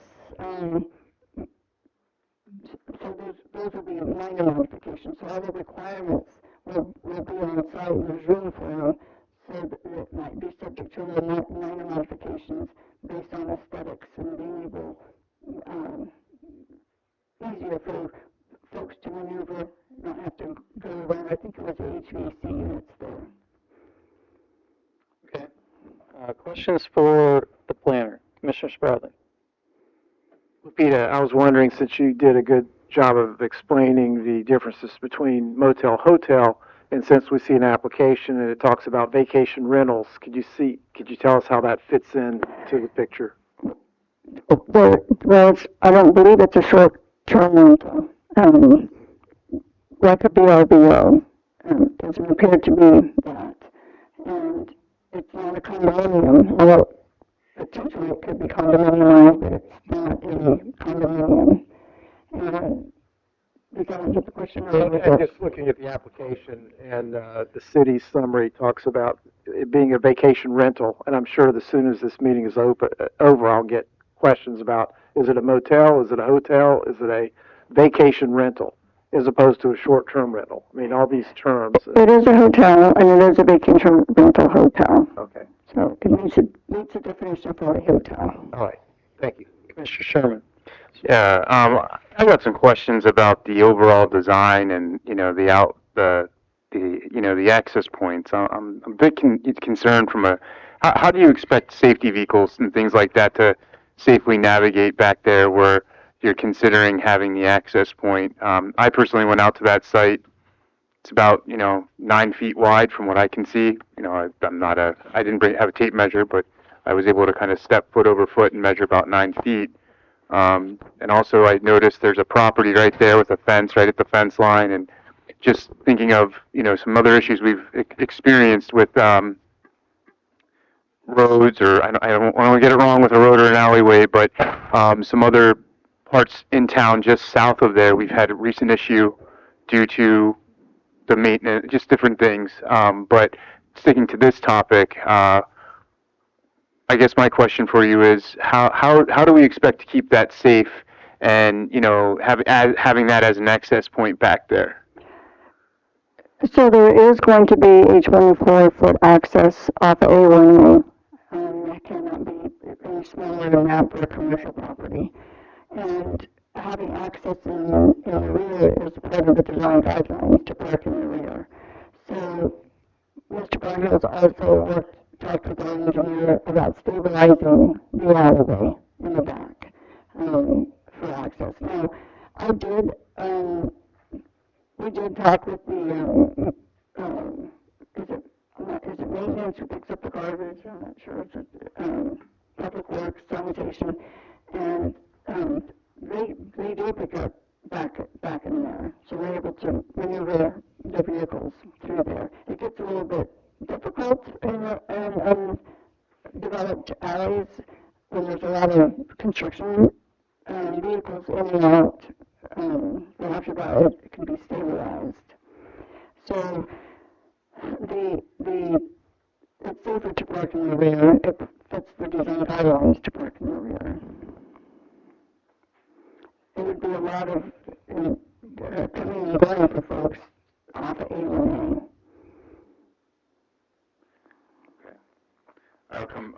Thank you for that, and I'll pass it up to anybody else who Sure. has some Still questions. have more discussion. We gotta hear from the applicant and everything. Commissioner Santori? Well, do we want to hear from the applicant first then? Yes, well, once we're done with the city planner. Okay. Mayor, do you have something for city planner? Well, I'm not a huge fan of the alleyway only access. I just feel that's a lot of traffic through an alleyway. Was it ever looked at to be accessible from any other direction? Yes, there's going to be access from A1A, so there'll be a T. Driveway? Yes, there's going to be a T driveway, so you can actually, you can pull in, unload, and then go park your vehicle like you would when you pull up to a hotel. You don't really. Oh, I'm not seeing that on this. Right, maybe that will not, but it's been. Read the right drawing? It looks like a patio area. Well, that patio area is going to be replaced because we need to have access, a 24-foot access. Yeah. So the patio area is the driveway. Will become the driveway. Yeah. Just for clarity, Mayor, this drawing will need changed. Okay, It correct. hasn't been updated. gotcha. Okay, thank We're you. going back and forth with the applicant for that. Commissioner Santori? Yes, city planner, section 8.05.05 on the minimum site improvements includes ingress and egress. And I don't believe the unapproved alley satisfies that. And I know, you've talked about possibly improving it with stabilization. But does that include the whole road? Will that include paving? Because, when I plugged in the entrance, just say it was the back alley, if I did a GPS from, just say, Beachfront Grill, it didn't take me to South 17th. It took me to South 18th, and then would take me down that whole dirt road. So that's the first question I have. Well, that's an interesting question. Yeah, I don't know if we have the construction details for the entire alley. I don't know if that should be the applicant's responsibility for the whole alley, but maybe that portion of it. It is zoned tourist commercial, and if we were supporting economic development, I believe that anything that abuts tourist commercial that can be improved, we now have the standard for it and should be. Commissioner Cunningham? It is an alley, right? And it's a right-of-way alley, yes. Can I jump in on this point? It is an alley right now. I know there's been a lot of discussion about the definition of alley. Definitions define terms. They do not bind. Definitions do not regulate. So the fact that it's defined as an alley today, with an alley defined as a 30-foot right-of-way that is not a primary access, the result of making a alley a primary access here, that may not be what's happening here, but if it were, making something that's defined today as a primary access, that definition does not mean it cannot happen. It means that once that happens, it's no longer definitionally an alley under your code. So I just want to make sure that was clear for everybody. By definition, it would be a street. I went through the definitions. The street would be the next one that would upgrade to. If it became used as a primary access, it would no longer be definitionally an alley. It would be definitionally a street.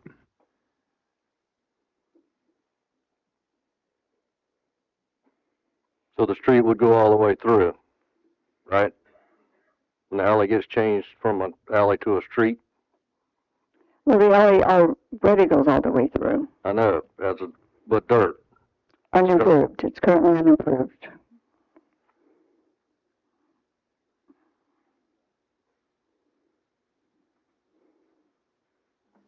Really needs to be flip-flopped. Parking needs to be on A1A. You're right, it's gonna be difficult to get in and out of there. It's only 26 feet wide. That's it only requires 24 feet.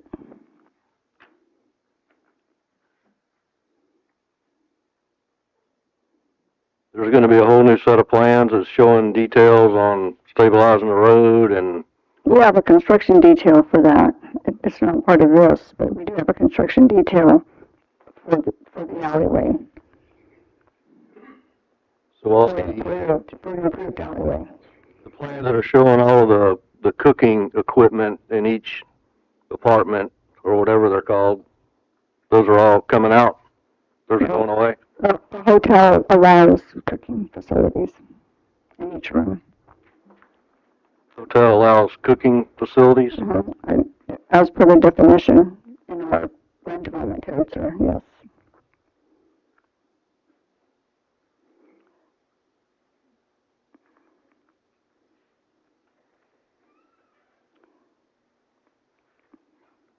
So, under definition number E, sleeping room with or without cooking facilities.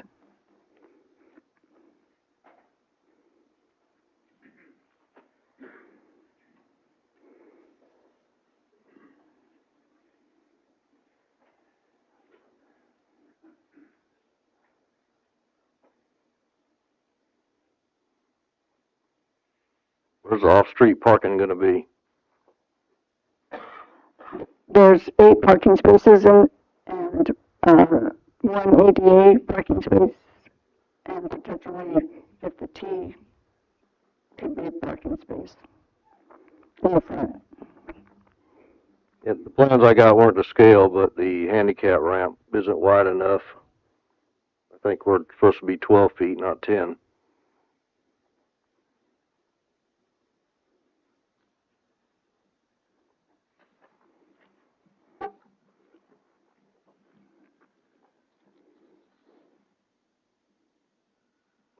I mean, would it be worth getting a set of plans that are correct to review before a decision's made, so we can see what it's really gonna be?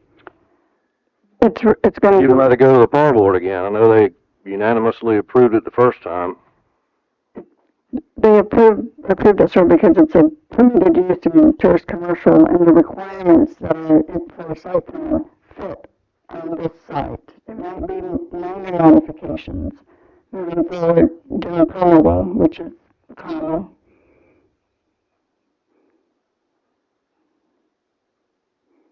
So is that a no? The commission has that authority. You can always send something back to par board. Right, The I was board gonna- can send it back. I was gonna say that can be a decision as well, because we are not dealing with, current plans right now. Another thing is, if the alley is going to get improved and become something different than what it is now, that's a entirely separate discussion that would need to be had, is who's gonna do it, what standards, and that's a whole nother piece, that would potentially be tied to this, which makes it much more complex. But the alley definitely is its own discussion in itself. So that's another piece that we would have to be discussing, because I know there's been conversations about, is the applicant going to improve the alley?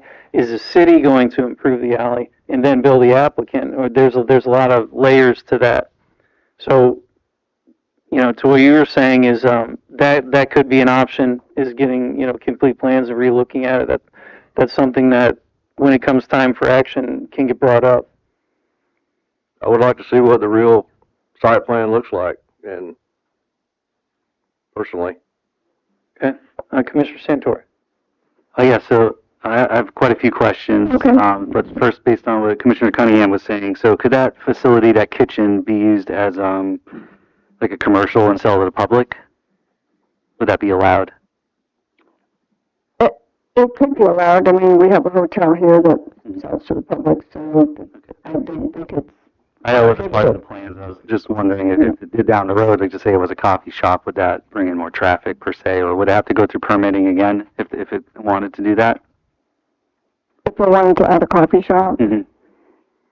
It would depend. If it was generating new traffic demand or a new parking demand, generally that's what happens. So if you have a permitted use that's replaced by another permitted use, only if there are changes to site, or you have a use that's going to, by your code tables, is going to generate more parking.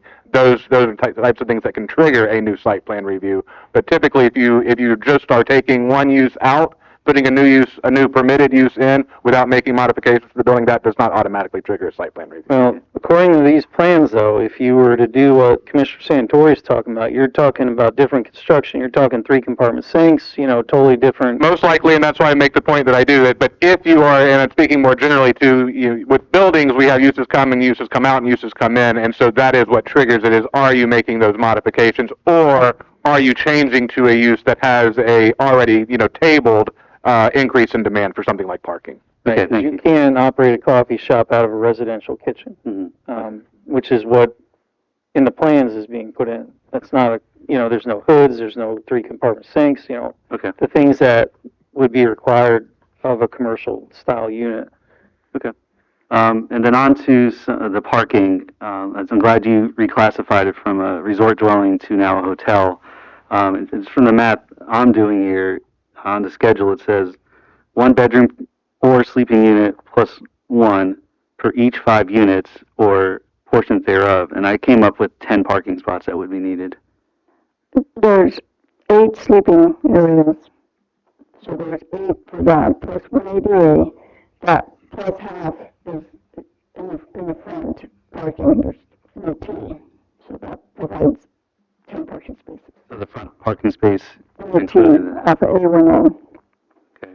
And let's see, the parking lot landscape is, it says, section 20602, 16. It says 10% of the gross parking area must be living landscape. Has that been fulfilled? Mm-hmm. He's got landscaping, yes. Okay.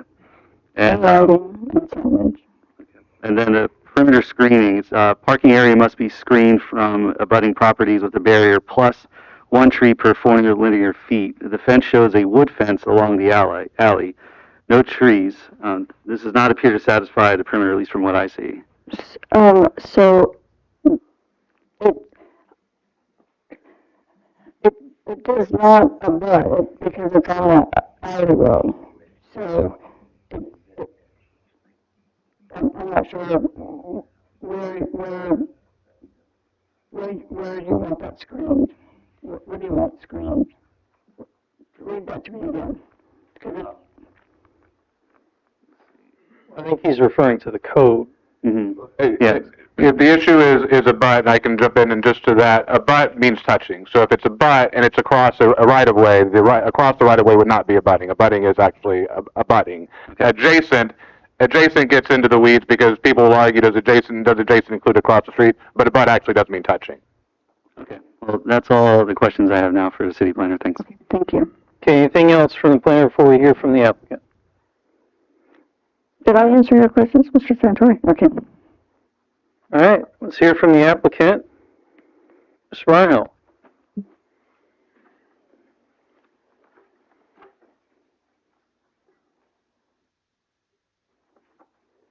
Okay. Thank you for seeing me tonight. What we're proposing to do is to build a 8-unit, 1-bedroom oceanfront property at 1708 South Ocean Shore Boulevard. It's a property we bought many, many years ago and intended to do something with at that time, and with a variety of reasons, contractors, real estate crises, erosion of the beach and the dunes and the road, and a whole matter of things, we've ended up at this point. So we do own the Flagler Beach Motel and Vacation Rentals, 1820 South Ocean Shore Boulevard. And so this property would be managed in conjunction with that property also. That's very popular because it does have kitchens, and everybody loves to come and spend a week or spend a month or something. The winter season, bike week, something. And so we think this is an asset to the city of Flagler Beach and the people who like to come to Flagler Beach. If I can operate this correctly. This is just a brief timeline of how long I've been coming to Flagler Beach. I'm told that my father took me out of the hospital, drove me around Jacksonville to introduce me to family, and then drove me to Flagler to introduce me to Aunt Edna. She was quite a force. Edna had a farm outside of Bunnell. She had a duplex at 3rd Street North on A1A. She built multiple properties in Flagler Beach, and she was very important in my life. Sometime in the 1972, she and my grandmother said, "Ted, you're getting out of graduate school. You need to buy some commercial property on the water." And so she identified a lot at 1708 South Ocean Shore Boulevard. George and I bought it. We intended to build on it then, and for a variety of reasons that didn't happen. Then a little later, we, with Edna and Brad Bradshaw, built the Bello Del Mar townhouses. So we have experience in building things. Over time, we've done a lot of things, including building the restaurant across. In 2011, we bought the Flagler Beach Motel, been closed for 3 years. It was a mess. We completely renovated it. It's a very popular place. People like to come and stay. We have people that have worked for us for a long time. They're available to help manage, an additional property. So anyway, it's a continuation of activities we've been involved in for a long time. The original design, probably 20 years ago, my son, who's an architect in Minneapolis, produced the basic design. That design included a functional deck at the top that, for a variety of reasons, I was told wasn't suitable. It would increase the measured height too much, or it would be considered another floor. And so the design that you see here is a modification of what we originally proposed to do. You see on the front, there are lots of windows. You've got great ocean views. You've got private decks on the top 2 floors. You've got Florida rooms on the bottom floor. We think that it's an attractive building. So on the next slide, we had some discussions with the staff, and there was questions about design elements and whether you could incorporate design elements into the project to make it more attractive. My personal belief is that the previous design is preferable. But if it's determined that you wish to have a design element of a dormer, then one possibility is what you see here. It's a single dormer in the front. It's symmetrical. I think it's perfectly attractive, and it doesn't change any functional feature of the project. But if you like it, we'll do it. Okay. Additional elevations.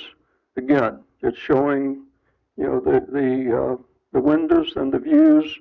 It gives you the dimension for the height, 34.5 feet to the midpoint of the roof.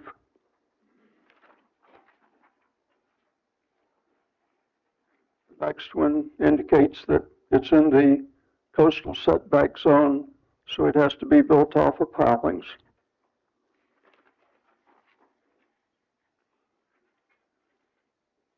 The next one gives you designs for the layout of the bottom floor, with Florida rooms in the front,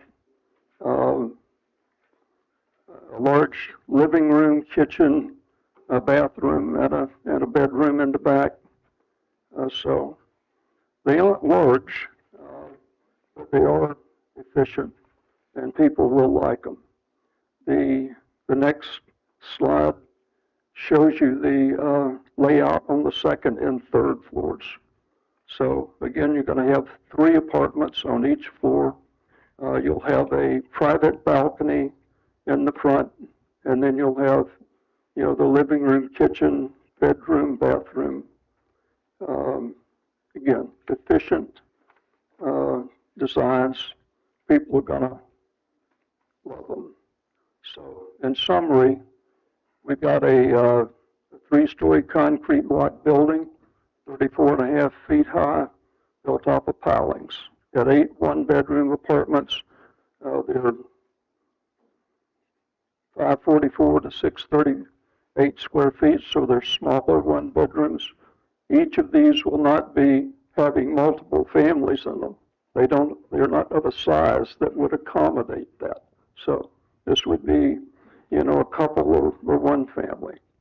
So we got private, direct ocean view balconies, Florida rooms. The building footprint is about 2,558 square feet. The total living area is going to be 5,490 square feet. The total area, including the balconies, would be about 7,752 square feet. We got a shared dining lounge area in the lobby. We got shared laundry facilities on each floor. It's new in contrast to the old motels and places we have in Flagler Beach, with the exception of the Compass Hotel. Everything else is old. People need some new stuff, some nice stuff. That's what we're proposing to build.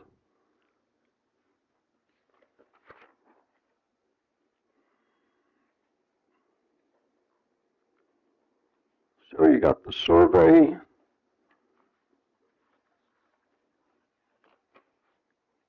And we got a layout. The layout's just going to show the building. You've got 9 parking spots, including a handicap spot. We've got a walkway coming in. We have, a wall in the front to keep people from pulling in and parking in front of it, which would be not allowed. The trash is going to be in the back next to the alleyway. There'll be some fencing that'll keep anything that gets out of the can from staying on the property rather than blowing out. In discussions with the staff, we're proposing to upgrade the alleyway that would be the primary access into the property to have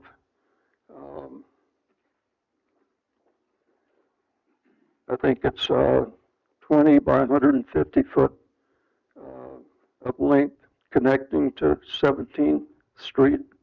It would be 6 inches of stone in a plastic mesh, so it'll be very stable. So you can drive in, you can drive back. To my knowledge, there's no other alleyway in Flagler Beach that's upgraded. Everybody drives on the sand. When I look at this particular block, I believe there are 6 or 7 structures where they drive on the sand alleyway and then pull into the structures. I believe that's what's happening. So I believe this is the first upgrade to a portion of an alleyway.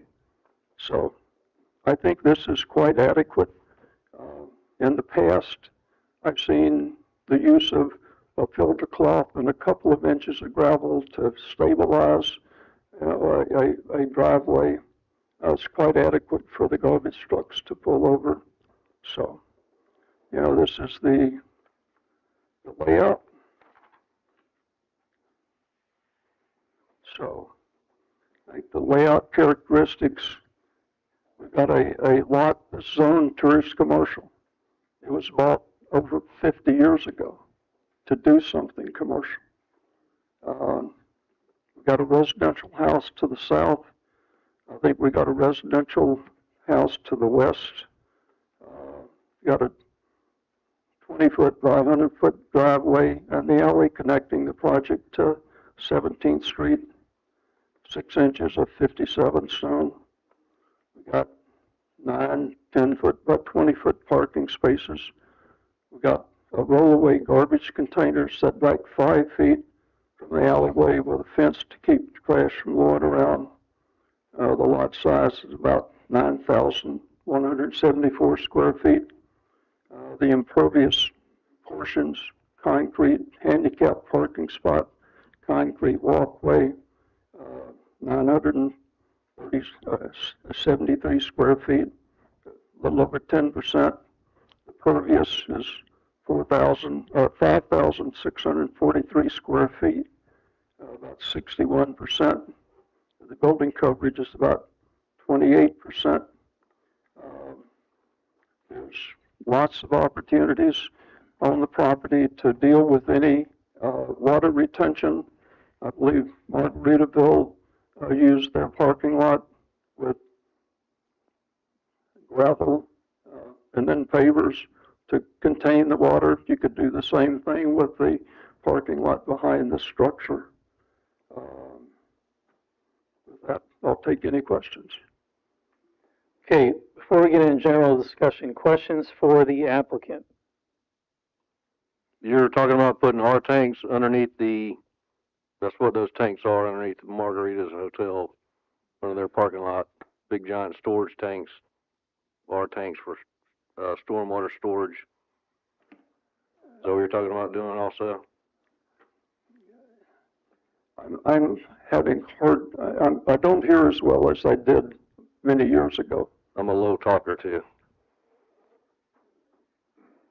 The tanks that are underneath the parking lot at the hotel behind me, they're big storage tanks that are underground that store the stormwater. You're talking about putting that under your parking lot, under the gravel, the gray gravel, I think. Yes, what I propose to do is to hire a civil engineer that will do the calculations to determine what's required in order to hold the runoff from this property.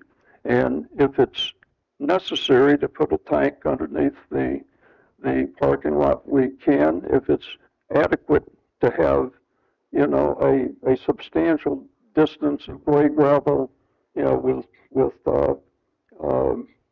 I guess the type of pavers that you got here next to the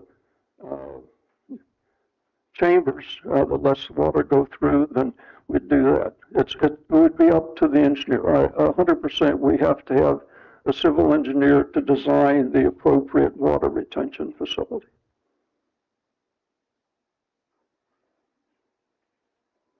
And that's something you hadn't done yet, you're saying? We haven't done that yet. I'm hoping that, you know, we get approval to go forward, and then we will do that for sure.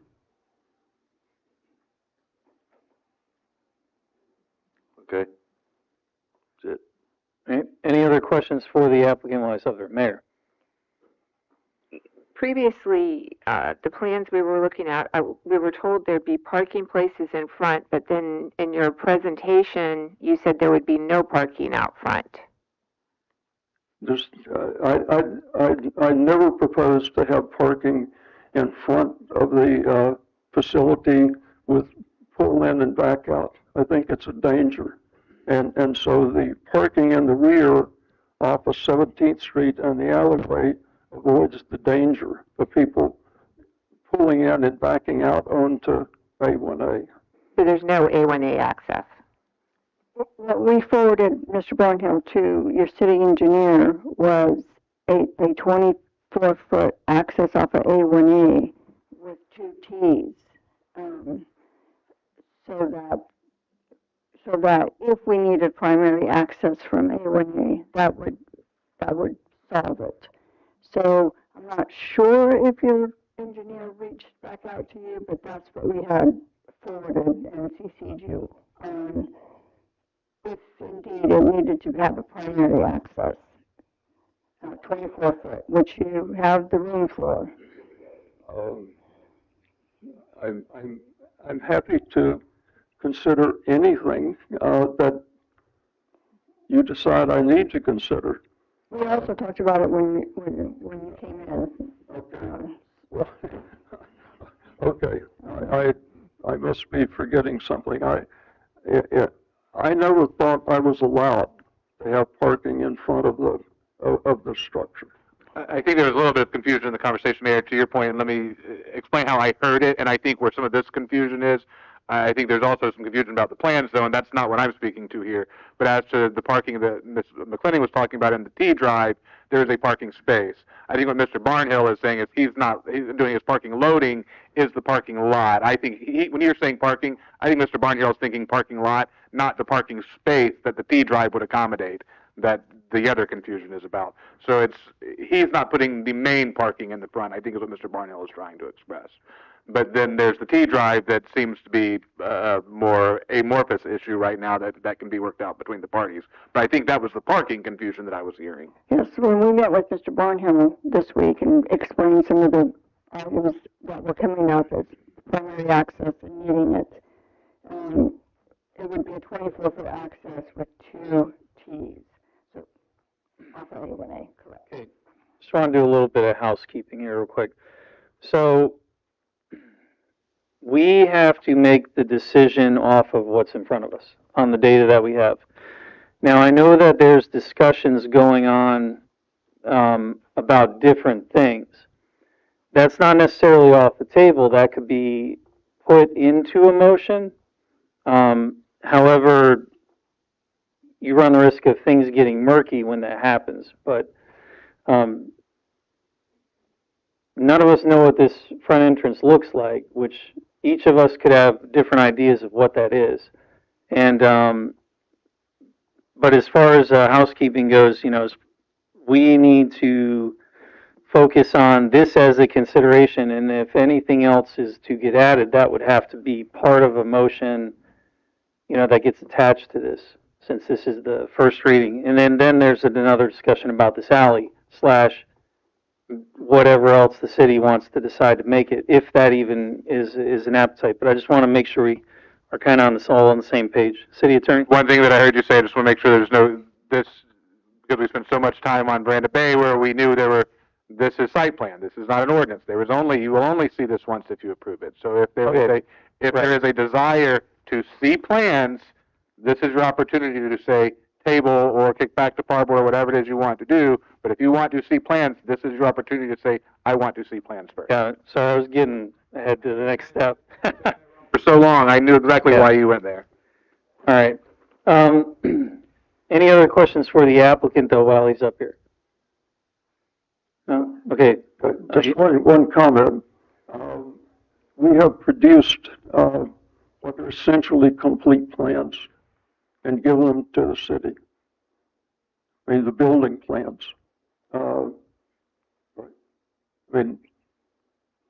We've completed plans.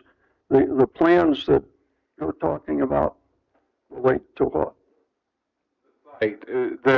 What they're speaking to now is Ms. McClennan spoke about the discussions that have been going on with your engineer about adding that drive to the front. And what the commission is saying is they don't have plans. They can't visualize how that's going to operate because they don't have plans to look at to show that. And I would also say there seems to be some confusion just in the process of the hearing as to even what that drive will look like. So it seems like there may be an issue that needs to be ironed out before the commission has enough to be able to vote on this. Correct. Now, the mayor was, I think, specifically calling that out, too. Yes, I granted, do not move or vote, but I think we're not there yet with this set of plans. It doesn't show me what I need to see in order to feel comfortable with this. Right, assuming any of those hypotheticals would happen. Exactly. Right. There's too many hypotheticals, including the alleyway. Does it become a street? Does that change things? That's just my opinion where I am at the moment. Okay. Let's finish up with our applicant before we get into general discussion, plus we got here from the public. Anything for Mr. Varnhill? Okay, thank you, Mr. Varnhill. Do you want to have some more discussion, or do you want to open it up to public comment? Well, I just want to make one comment, which is that, I like the site plan, I like the general project, but we're not that far removed from when we had issues that we discussed with the hotel. And I'm hearing some very, very similar things, which is there was an initial approval and then things got agreed that they would get resolved later, and it sort of came back to bite us a little bit, bite us hard. So, I like the project, and if we wind up either tabling or something else, at least for me, it doesn't mean we don't like the idea of the project, but we need more in front of us, like the mayor said. Thank you. Okay. Any other discussion before we open up to public comment? Commissioner Santori. Yes, I guess we should talk about first, like, do we even have the appetite for having that entrance as the alley, which could open up a whole another can of worms. It sounds like designating it as a street and what that requires, because it's 30-foot alley and typically our streets are 50-foot wide. Do we want to talk about that first, and that way we can get some direction, even if we move the table? Well, we can cover that now before we go to public comment. So, discussion on what to do with the alley itself. Commissioner Sherman. Yeah, I think to Commissioner Santori's point, I think if, even we were to have that as an access point, I think there would have to be, I know there's a proposal right now, it's just for that little stretch, but I think we'd have to look at the overall alleyway as a whole. I believe that this is, we can't just piecemeal this together. I think that we have to look at this holistically if we were going to move forward with having this as an access point. I think that is a good point, so we can have a complete set of plans that come to us and, this next go around, so we can have a better picture of what this is all going to look like. Mr. Cunningham? Same, yeah, that's what I was saying originally.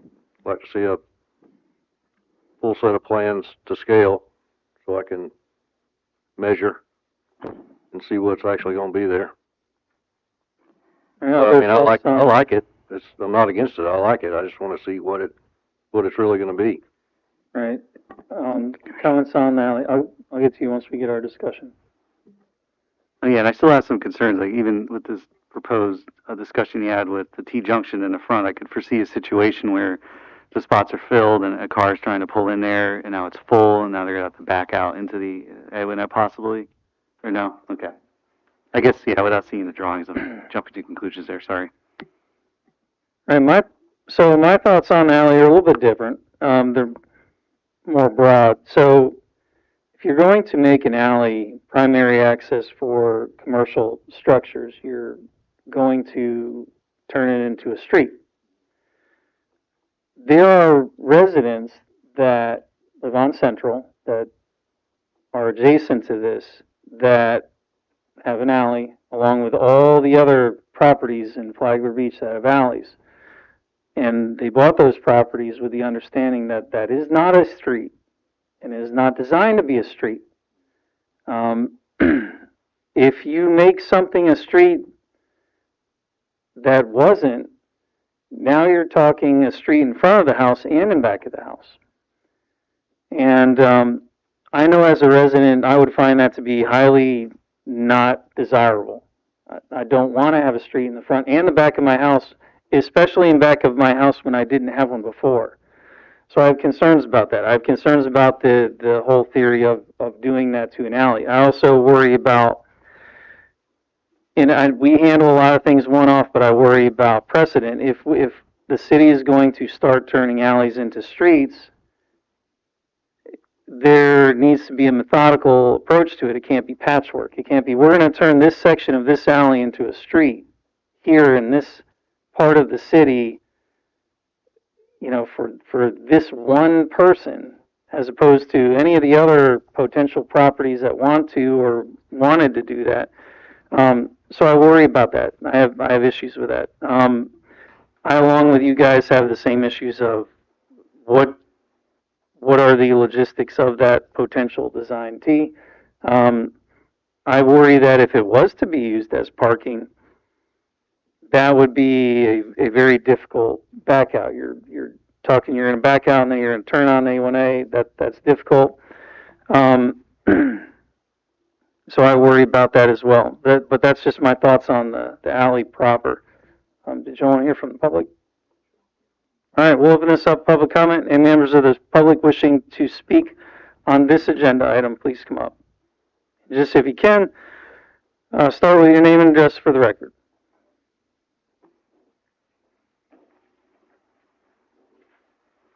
Clark Jones, I live at 1710 South Central Avenue. Scott, thank you for acknowledging you did get my email. I formally object to the approval of the final site plan at 1708 South Ocean Shore Boulevard based on clear inconsistencies with the City of Flagler Beach Land Development Code. I request that the Commission deny this application until these technical discrepancies are resolved. Parking. Incompatibility, LDC Section 15.8, the site plan proposes 9 spaces in 70-foot wide lot according to the survey. Given the LDC requirement for 10-foot wide stalls, the configuration is geometrically impossible without violating side yard setbacks. A request to review the stall widths and lengths to ensure they're not substandard. The plan shows 4-foot wide easement on both sides, not 5. The plan shows 9-foot long parking slots, not 10. That leaves 10 or 20 feet to maneuver, not the 26 in the middle. Density over cap, LDC section 2.02.02.9.1. The proposed 8 units on a 1.92 acre lot exceeds the 18 units per acre density limit for the tourist commercial district. As this project is filed as vacation rentals, now we think it's a hotel, or it doesn't really matter. It does not meet the affordable housing criteria required for density bonus under the Live Local Act, something that has not been mentioned yet. The alley misclassification, LDC Article 2, the plan utilizes a sandy, narrow alley as primary entrance. By LDC definition, we've been through this, as secondary access. Utilizing it as a primary entrance violates the code standard for street design, which will require specific paving with an emergency turnaround capacity. I urge the Commission to uphold the integrity of our LDC and reject this plan as currently configured. Thank you. Thank you, Mr. Jones.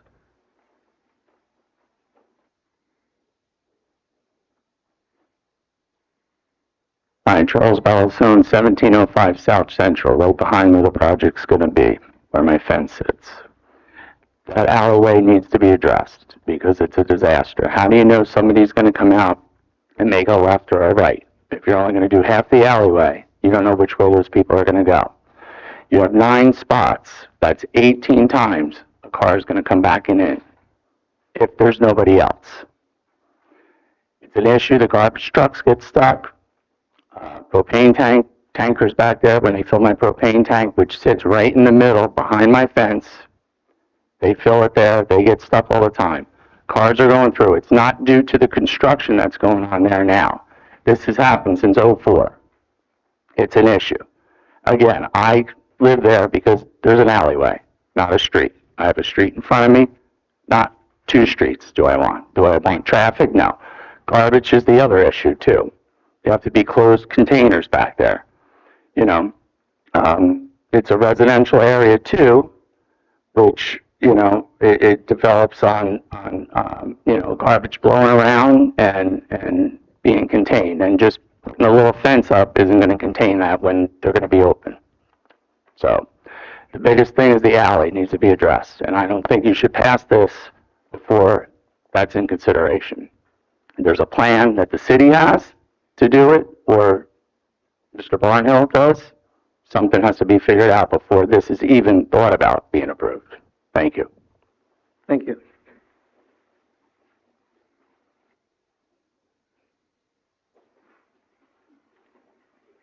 Marty Greed, 1700 South Daytona.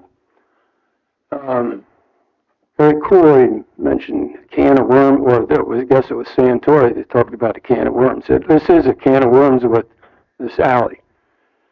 And Cooley, you mentioned the idea of setting precedent.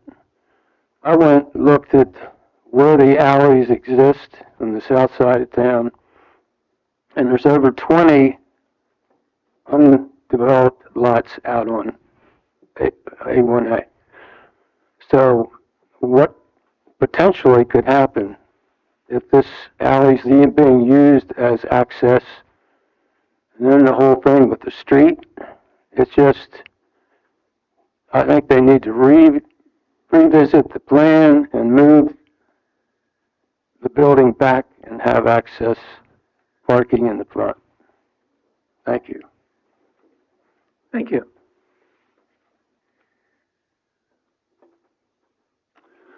Mark Gittle, 261 Ocean Palm Drive, beautiful, Flagler Beach, Florida. I personally am a no development guy. I'm a tree hugger. And I see, as you guys well know, and people know, that I see the city disappearing as it should be. I think the way a lot of people move here is for the environmental aspects of it. Personally, I would just not have any more development until you see what's going to happen with the pier and all the other things that have gone on up here already. I cut, and I'm not the only one, we cut through, you know, go by the library and cut through there just to avoid all this. And, you know, it's great that these developers come up. I think they destroy character. They don't enhance places, they destroy it. And it's great that they're all about, you know, visitors want to come here and have a nice place to be and comfort and all that. Well, how does this enhance my quality of life as a resident? Right there. That's what I would ask the developers. Any developer, how does it enhance my quality of life? Personally, I wanted to just put a sidewalk in my house. I had it denied because it was over the drainage limit for a little sidewalk. And then I drive up and down, and all these, they just plow it out and put in. There's no drainage. And then we talk about these issues with water. And there's no surprise. You know, if I can't put a sidewalk in, these guys can put in 2,500 square foot building. Where's that water going to go? There's no recharge. Let's see. Yeah, the only reason the alley would be enhanced is because there's no hotels on the other alleys. And I really appreciate Commissioner Cooley stepping up for the residents who live down there. And exactly, you wouldn't want that in your neighborhood, 2 streets. How does that increase the quality of life for those living in the surrounding homes? What types of noise would it bring? The traffic, as mentioned already, I go around. I don't want to deal with the traffic up here anymore. And are there city utilities in that access alley that need to be maintained? And thank you for your careful consideration. Thank you. Thank you.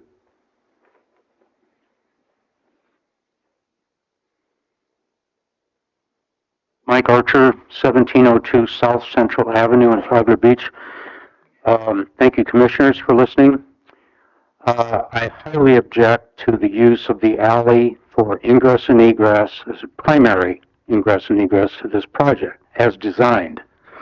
I know it's already been brought up, but under the definition in land development regulations, they're your regulations, an alley is a public right-of-way of 30 feet or less in width and which affords only a secondary means of access to property, this to abutting property. And this is a commercial project, therefore it falls under that guideline. There's no disputing it. It's in black and white. Now, if you want to change it to an official road, that's going to be tough. And who's going to pay for it? Not my tax dollars. This is for one particular project. The homes that are there that use that alley for an access, and there's only 4. And they're on A1A. And that's not atypical. I don't see any problem at all with accessing this project from A1A. We were told earlier it couldn't be done, now it can be done. And making that a primary access is just a clever way of trying to get around calling the parking lot in the alley a secondary access. And therefore it would meet the requirement. But you still got to deal with, sorry? I hear something? Okay. So you still got to deal with the alley as it is. It's 9 foot wide. It's officially 30 foot wide, and you'll find that in that 30 feet, the power poles on 17th, west of that alley from the central part, are about 8 to 10 feet in the alley. So you've already got an offset that throws it into somebody's yard if you're going to make a 20 foot wide paved road. If you're going to have two-way traffic, which you're going to have because of the garbage trucks and the gas trucks and the service vehicles and everything else that goes on in the alley. It's an alley for service, not for primary access to a commercial property. Plain and simple. Unfortunately, somebody misled the developer into thinking he could do this. That's too bad. He's going to have to redraw it, and whatever that takes, it's got to be done. The parking lot should be on A1A unless he wants to lose one apartment on the first floor and create a tunnel through the building to the back. And then there's still not going to be access from the alley. Thank you. Thank you.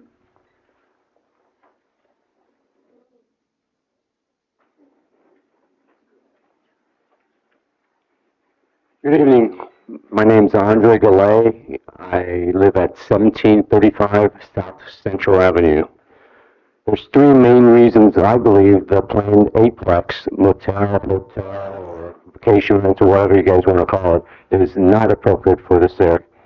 Having a primary entrance into the complex from the alley is not appropriate and not in accordance to the city code for a business. That's number 1. 2, having only 8 parking spaces for 8-unit complex is not sufficient. 3, having the garbage containers along the back alley is not acceptable to the neighborhood. It sounds like the developer wants to just improve the alley 120 feet just for his entrance. You know, you need to go from to convert this alley to a road. He needs to have that done to meet city codes. You need to actually build a road that connects 17th and 18th Street, and that cost should be on the developers, and it should not be on our nickels. I should not be paying property taxes on that.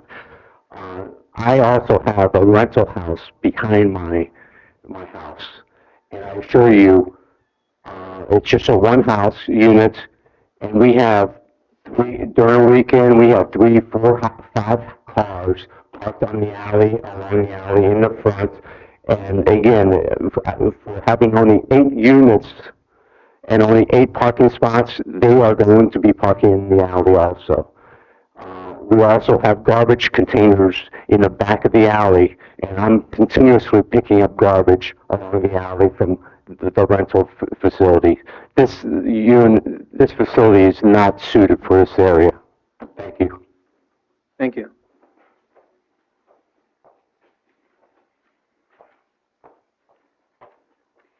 Good evening. My name is Lori Haig, and I don't really have anything new to address, but I wanted to reinforce some of the points that were already made. I live at 1702 South Central Avenue here in Flagler Beach, And I've lived here for about 8 years, and I've walked every street and alley, 50 times, if not 100. So I know what happens behind commercial developments and commercial activities. And typically, it's a mess.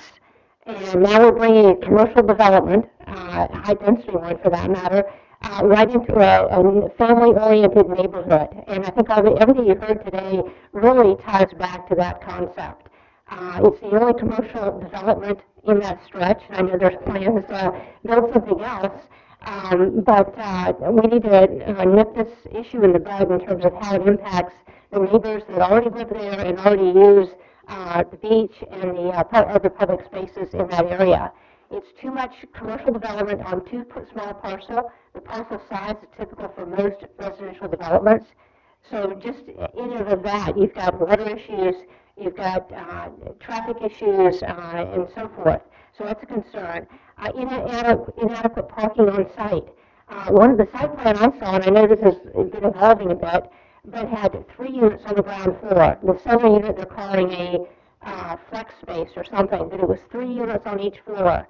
And with that number of people, 9 people or more, if they all bring their husband, wife, friends, and relatives, you've got a parking demand that exceeds 8 plus 1 ADA space. So the parking is very inadequate, and again, that pushes back on the neighborhood and the surrounding area. The final thing is the dirt alley. I know there's been a lot of discussion about that tonight, but the alleys in Flagler Beach are part of the culture of the town. And I don't know of another commercial development that has a primary access from an alley. And maybe there is one, but I don't know where it is. And there's no reason to use the alley for primary access. It may require a redesign of the project by pulling the building back to the rear of the site and putting parking in front. But I don't know. I'll let somebody else figure that out. But using the alley really is not a smart thing to do. We will regret that from this day forward. And buildings last a long time. Owners change, tenants change, occupants change, whatever. We need to do it right the first time, and I encourage the council or commission to defer this action until some future meeting when these issues are resolved. Thank you very much. Thank you.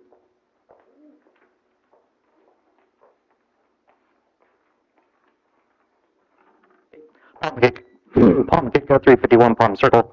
I just want to, I guess I'm not really in support or opposition either way. I just wanted to I've been listening to a lot of things and want to throw out some facts based on our code and things like that. So the main thing I'm hearing that is in question is the definition of an alley and primary and secondary access. First thing I want to point out is our code is all over the place on this topic. If you go to our general provisions of our code of ordinances outside of the land development code, it says a street is defined as streets, avenues, boulevards, roads, alleys, lanes, viaducts, and all of their public highways. So our general ordinances already call an alley a street. So that's a thing. Let's see here. Our land development code does say an alley should be for secondary access. What does access mean? There's lots of different kinds of access. I would argue that this property would still have primary pedestrian access on A1A, because that's where the sidewalk is. You're probably not going to walk through the alley, you'd probably walk on A1A. It could still have primary emergency access on A1A, because emergency vehicles could pull off of A1A and be out there. The only thing would be primary vehicular access from the alley. Our land development code doesn't specify what type of access it's talking about. Multiple places in our land development code, the design standards that the planner was referring to, does recommend parking to be in the rear of these types of properties. That's a good city planning principle. And we have that in our land development code numerous times. Let's see here. As far as primary access on A1A, I know it is one of FDOT's initiatives, being a state highway, to actually reduce the number of street cuts along A1A. It's a safety issue having vehicles pulling in and out there. So if anything, they've been trying to reduce the number of drives along A1A, not institute new ones. You may have seen, we're not allowed to have perpendicular parking along A1A anymore for that reason. So like places like breakaways and things like that, that type of parking isn't allowed in the future. It is zoned tourist commercial. I know it's hard for being right next to regular residential, but that's the way our city is along a vast majority of our ocean front. Maybe we need to consider rezoning things if we don't want these type of properties there, but as of right now, it is zoned tourist commercial. And then finally, just wanted to talk about the alley. I definitely agree that the alley needs an upgrade, just in general, if our own garbage trucks are having issues going through. What Mr. Barnhill, just as a civil engineer, a pavement engineer myself, what he recommended with the 6 inches of stone on GeoGrid, I think would be adequate for those types of vehicles that would be going through there. And 20 feet wide as well is good too. But I think the city needs to do the whole alley. Thanks. Thank you. East Stride Oak Place. I do not live on A1A, but I do live on an alley road, street, and I have to say, you ask me what it's like to live on one of these alleys that is really a street, but isn't treated as a street. All kinds of ingress and egress has been allowed on our alley that is now considered a street, that it was restricted in the code that there wouldn't be any more building on that would allow any ingress or egress, and so you just have no idea that the mess that this will create. We have a single, we're on dirt, we have a single road, and the trucks, we can't even get mail because our street is actually an alley. And I actually came here tonight to deal with another problem of how our street has been left this week because it's just been ignored, and it's a mess. It's a mess. The other thing too I want to know is with this plan, are we going to really lock it down this time to, I believe Mr. Reinhardt said it was going to be 34.5 feet, it's going to be 34.5 high. Are we going to lock it down this time so we don't have to deal with the next debacle of going over that 35-foot, the height restriction that we have, that we allowed Compass to go up and above, and no, there was no remedy to it whatsoever. What else? And also, I don't know who the builder or the contractor, if that's even been decided yet, but I watched that restaurant being built, and I saw that there was no people working overhead and lumber falling down and sidewalks and it was dangerous. It was messy, building materials, lack of warning, dangerous signs. They left a mess underneath. It was like I don't know, like a gate that all kinds of building materials were left out for a long time. It was just really a mess, and it wasn't done very well. Anyway, that's all I'm just going to say is you really don't, this whole alley thing is a huge problem, and we need to address this. Thank you.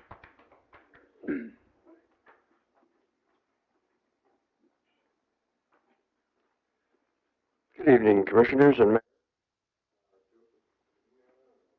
it's been off.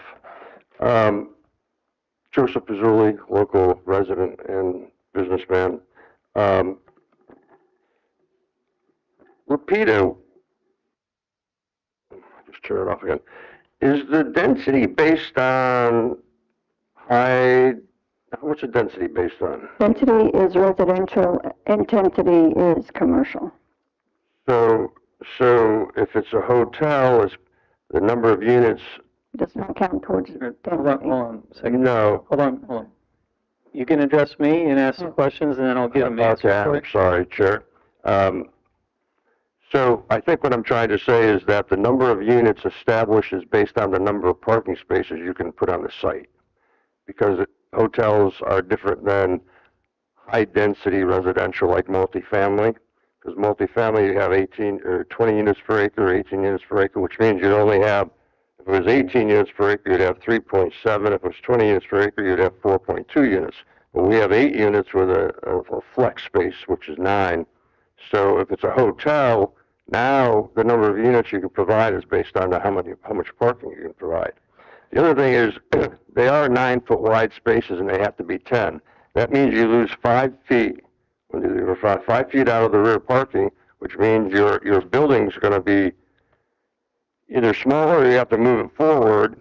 I know this is a site plan approval. Now you have two on either side of the handicap parking. You have the 5-foot area that, you know, handicap can be. But you can never get those to the tippy carts that are on the west side of the parking lot if you have 2 of the 5-foot handicap accessible vehicle lanes. The other thing I know, again, this is a land development code. I mean, this is a site plan approval, and I certainly propose that you just table it and let them come back with the different drawings for a couple of reasons. Mr. Barnhill said he's already put these plans into the building department. Now, I know this is site plan approval, but they're going to be turned down in the building department because there's not a handicap accessible entry on either side of the building. If you're in a wheelchair, it doesn't meet the code. You need an 18-inch pole, and these are right next to the stairwell. So the building department's going to turn it down and have them redesign parts of the interior. I don't even know if it meets the Fair Housing Act or some other codes because it might have been designed 30 years ago and now we're applying it here. So I think the building department might turn it down too. One last thing. Section 2.06.06.5, building design. All multifamily non-residential uses not within the boundary of the downtown mixed-use overlay district and community redevelopment area shall comply with the following building design criteria. There's a whole bunch of pages that this building does not follow design-wise aesthetically. So I'd recommend you table it and have them come back.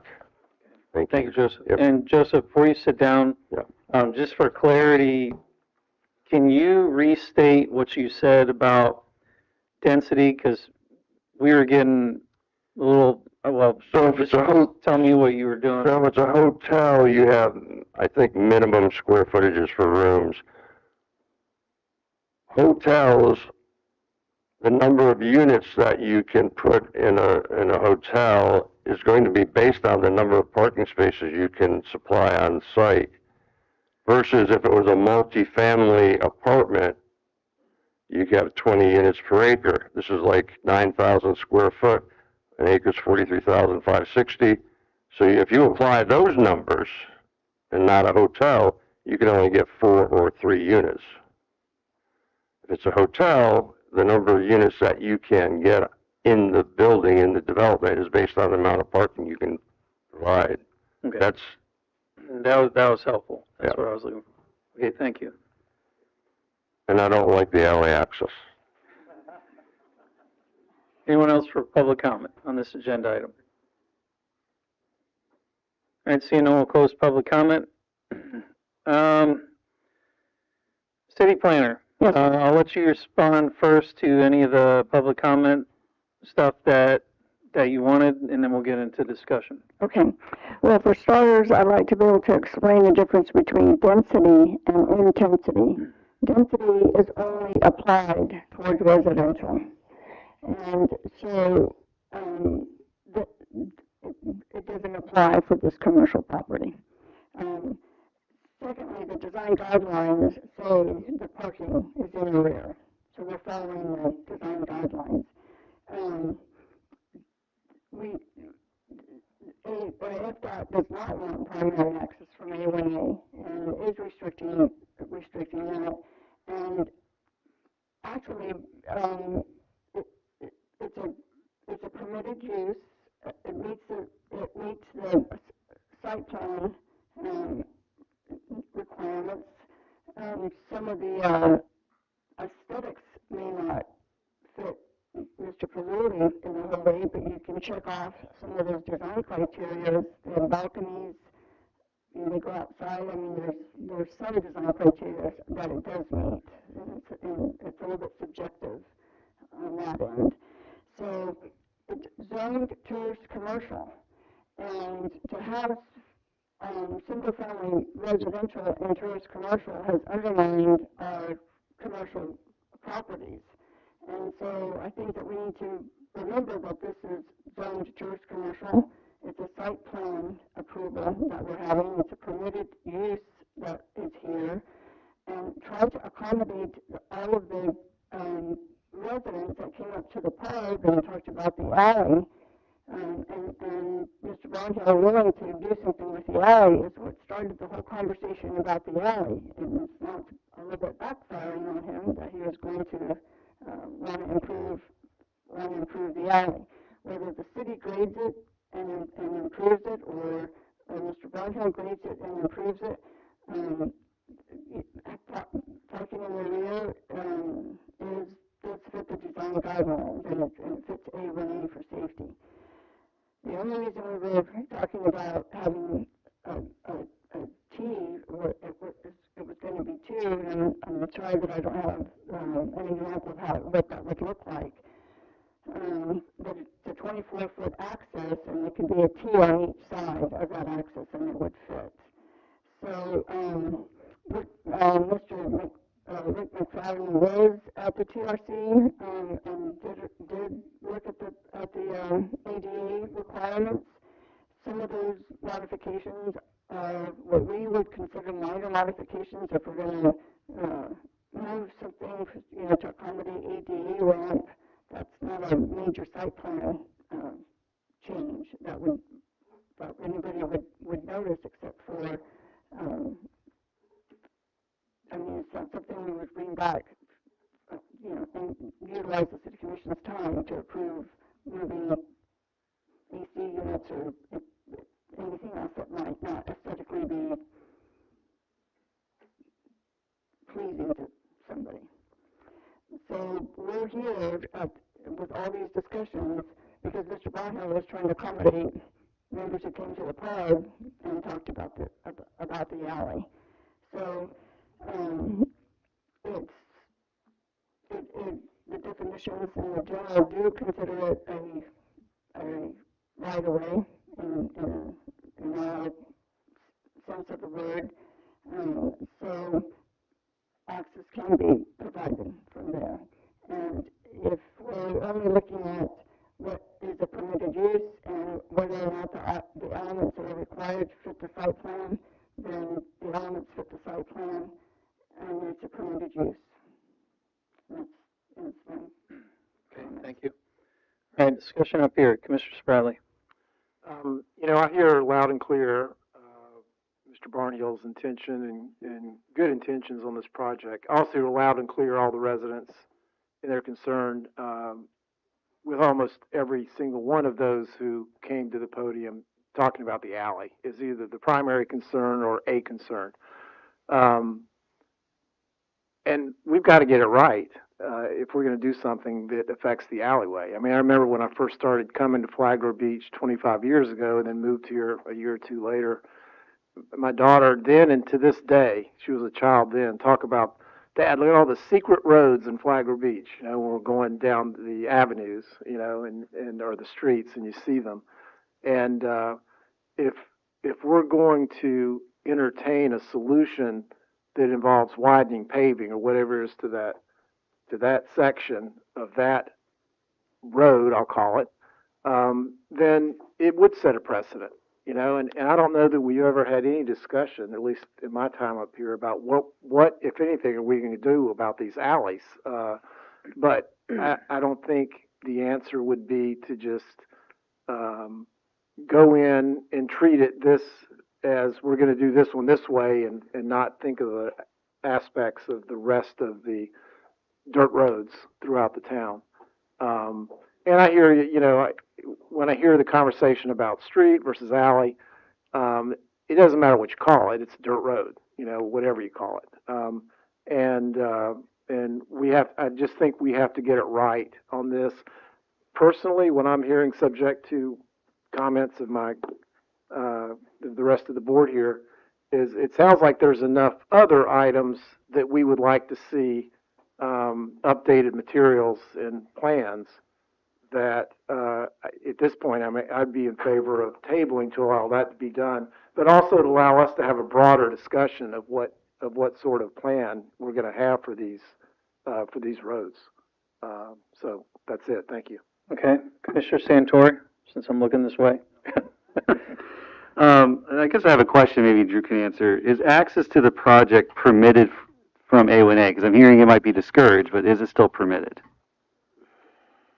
I mean, if you're considering access as it is with the T drive from A1A, so it's not prohibited. Correct. FDOT, as Mr. Matika said, is wanting to lessen that for safety. My take is it's discouraged, but it's not prohibited. He would have to get a permit, a FDOT permit, clearly. Thank you. I know it's not ideal, but we're not the ideal city either with these alleys, so I appreciate all the comments on the alleys. Thank you. Mr. Sherman? Yeah, just kind of we've mentioned about setting precedents, and you remember about I guess it was 2 years ago now or a year ago, on South Daytona where we had the two lots and we split them, and at that time I wasn't okay with that individual having the access to the alleyway due to the tightness. Now, and you mentioned setting precedents. Does this come into play here at all because of what we did previously? Or is it two different things? Because of, Well, it's because just on the precedent word, site plan is one of those that stands and falls on its own. okay. But as we talked about before, if somebody comes in with those same facts and those same conditions, then yes, you need to be consistent. Right. But site plans are very fact specific. Legal precedent, you have to type precedent. Precedent is also a broader word. There's political precedent. And while it's not something with political precedent, I'm not going to sit here and say you have to because you did in the past, because it's not a legal issue. Okay. But it's constituents say, but you did this over here, why are you doing over there? So it's still that consistency principle. It's not as much a legal principle when it's that way, but yeah, there is a public expectation that your political decisions will also be consistent. And I think when that term was used, it might have been used a little bit also in that political precedent way. Okay. I'd like to see it come back to us and have different plans, and for us to take a further deeper dive and looking into this and having something a little bit more holistic in front of us. Mr. Sherman, when you say different, what, maybe showing the access, the 24-foot access from A1A?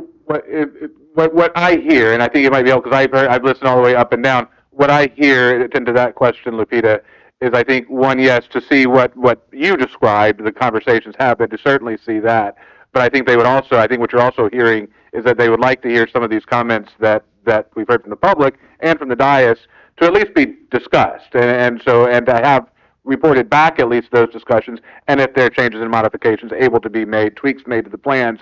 I think the commission is saying they would like staff to work with developer to try to iron out some of these details that we're hearing from the public to get to a point where maybe everybody's a little bit more comfortable with the plan set. So what I'm hearing then is just the alleyway and grading it? Well, let us get through the discussion first, Okay. and then we'll have some action.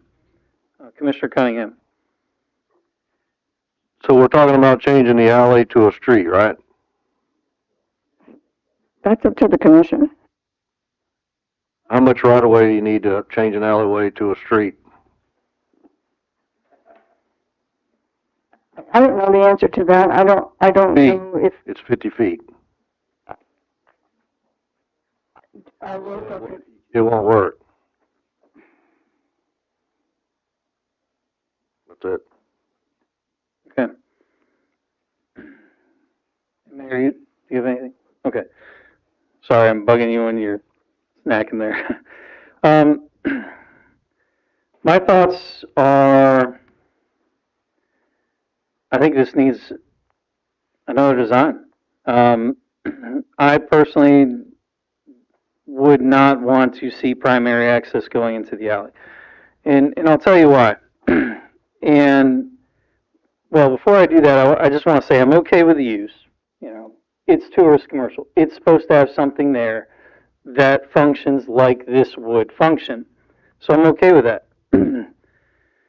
If y'all remember back when A1A closed, all the businesses had to pull traffic from Central.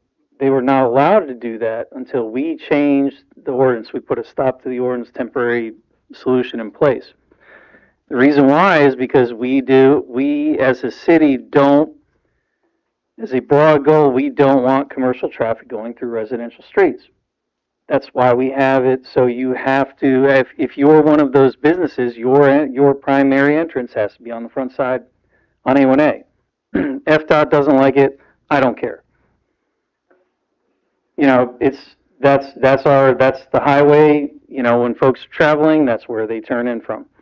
You know, single family residences building in tourist commercial, I don't agree has really undermined it, because we're not saying that we don't like this use of this building. We don't want it in our area. I haven't heard that from the public. I don't think I heard it once, actually, in any of my notes from the public.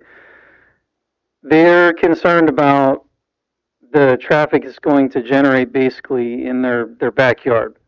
So if you are making primary access an alley versus A1A, you're sending, you know, that is for this large operation, which could hold events and et cetera, they have the rear parking area and they have the alley, and they do not have A1A because A1A has the sidewalk there. You can't park on A1A in that section. But I default back to our consistent inconsistencies that we have, but we do know that we don't want commercial traffic going through residential areas. So we do know that much. And if you make an alley primary access to commercial property, you are undermining that whole premise. We want traffic for commercial properties to come off A1A. And again, I'll restate it. They can be mad at me all they want. I do not care about it, what FDOT wants. They can legally do it. They should do it, because all the people that are on Central, which is residential, that is not tourist commercial, they do not want all that activity in their backyard. Central in the alleys was never designed for that, which is why it looks and functions the way it does. So to what Commissioner Spradley was saying, we got to be really careful. We got to get it right, because if we allow primary access for commercial use in alleys, we are changing the use of alleys along the central corridor for the entire city, not just for this property. We're changing that whole mentality for that, and you'll have all the residents that live on Central in here, you know, asking us, what are we doing to their quality of life? Or, you know, and you're basically essentially like turning an alley into a street, regardless of the intricacies and loopholes and all that stuff of the code. I only look at like the big thing. You know, this is a dirt alley. It's designed to be, we'll call it semi-private access for residents and, you know, utilitarian purposes. So I just use that whole thing of back when the hurricanes happened, A1A was closed down. We didn't want that. We had to allow it, and that's the mentality we have with the alleys. And for any future uses, one of our obligations is to, you know, protect our existing residents. And, you know, all those folks that live on alleys on Central, I'm sure that they do not want to be backing to large commercial property that their alley's going to turn into a street. That's not why they bought there. And we got to protect them from that. I do like, you know, I'm all about tourist commercial. That money in the bed tax is of great benefit to the city. It's definitely something we should do. My 2 cents is I think that this should just get redrawn and then brought back. Commissioner Spradley mentioned tabling it. However, based on what I hear, I don't know if tabling I would personally recommend. I would recommend denial, because what gets redrawn should go back through the process and then get looked at. You can table and kick back to par board. Ken? So 6 half dozen, the other doesn't miss it? I think table and kick back to par board is more appropriate than deny. Yeah. That deny would be more expensive for the applicant, I think. I think if it just the intent is to get it back to par board, let them keep moving forward with what they have that they don't have to redo, to address these concerns, but you can table and kick back to. Okay. Just include And that. if there's a cost savings for the applicant, that'd be desirable too. So those are my thoughts. Further thoughts? I think that you hit the nail on the head. I mean, it's just, and I agree with something the city attorney said, when I was saying, we have to give it right because of precedence. I think you made a good clarification, consistency. You know, it would be very difficult to treat this one way and then expect, to have a future applicant, be happy with us treating them a different way. So that's not what we want to do. And, I also support, tabling versus denial.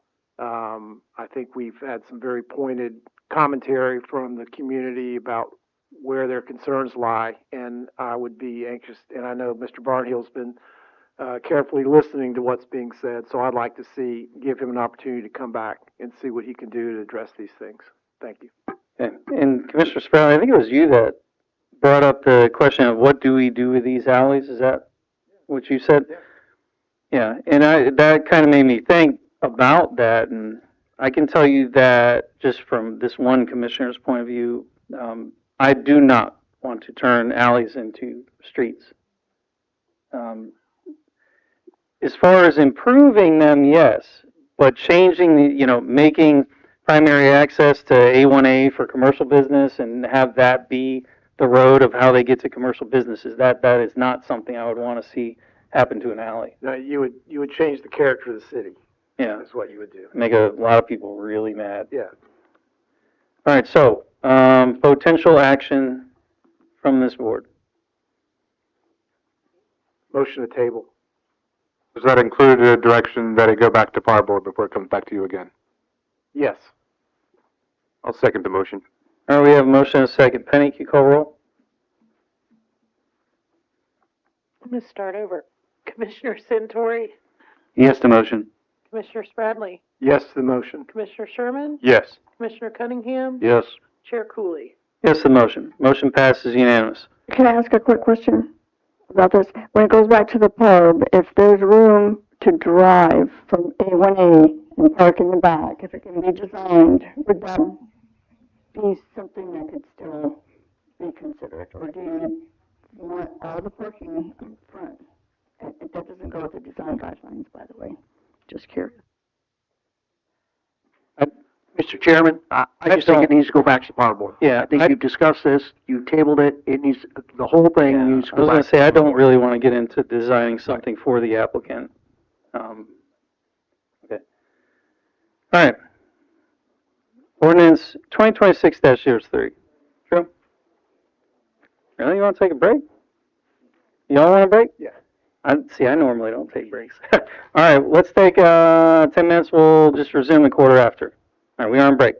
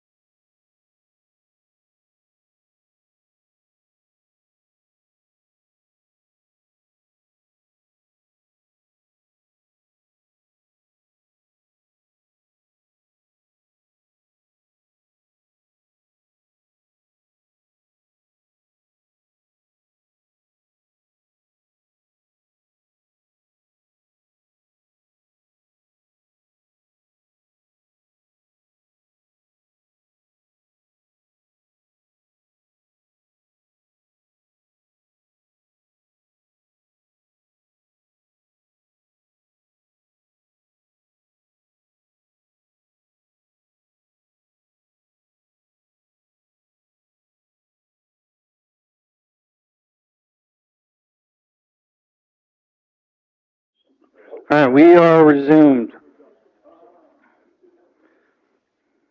All right, now, Drew, we left off at 2623. ordinance 2026-03. Ordinance number 2026-03, an ordinance by the City Commission of the City of Flagler Beach, Florida, amending Appendix A, Land Development Regulations, Article 2, Zoning, amending Section 2.04.02.9.1, related to Barrier Island residential development standards, amending lot area, density, and lot width requirements, providing for inclusion in the Code of Ordinances, providing for conflict, providing an effective date hereof. All right, city planner, is this yours? Yes, it is, and I think this is a second reading, and there's no changes. All right, discussion. Everybody, Mr. Santori, you haven't seen this one yet, but this is up for a second time. Is it all good? Well, as a member of the public, I had a question and Lupita answered it thoroughly, so I'm comfortable with it now. Thank you. All right, any discussion? Look for a motion. I'll make a motion that we approve ordinance 2026-03. Anyone want a second? Second. All right, we have a motion and a second. I'll open this up for public comment. Any members of the public wish to speak on this agenda item?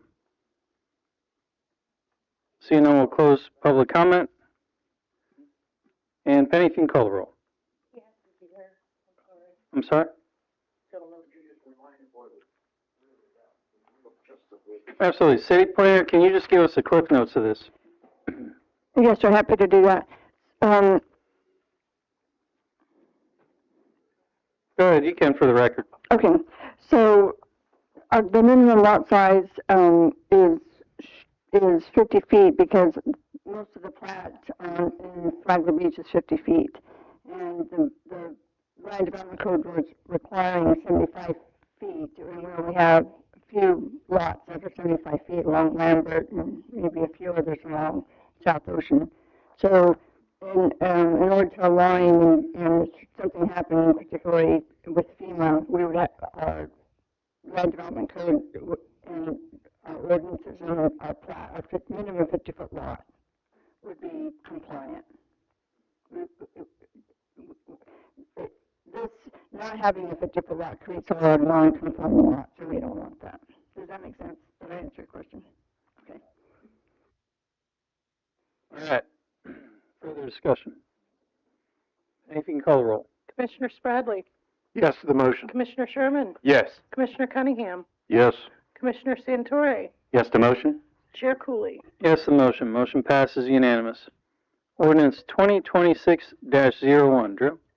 Ordinance number 2026-01, an ordinance of the City of Flagler Beach, Florida, amending the Code of Ordinances to establish a fats, oils, and grease, FOG, management program, providing for regulations governing the installation, maintenance, and inspection of grease interceptors and oil water separators for food service establishments, providing for administrative procedures, enforcement, providing for severability, providing for codification, and providing for an effective date.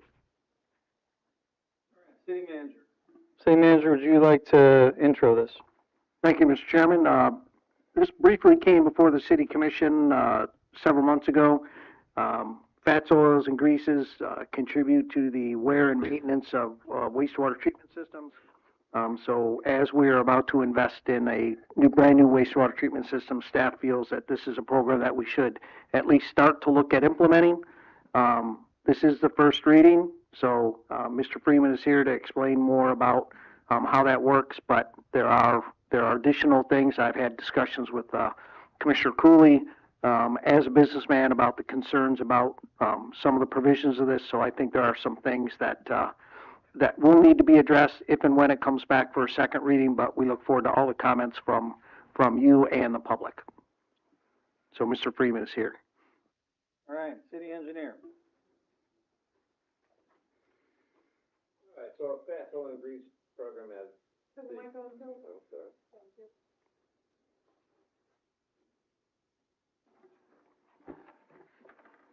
All right, our fats, oil, and grease program is something that we've been looking to do just to make sure we can keep our system in good shape. So what we came up with was a system of actually going out and inspecting and checking the conditions of the grease interceptors that restaurants have, and so we've established methods of making sure that they have a vendor that's licensed through the state.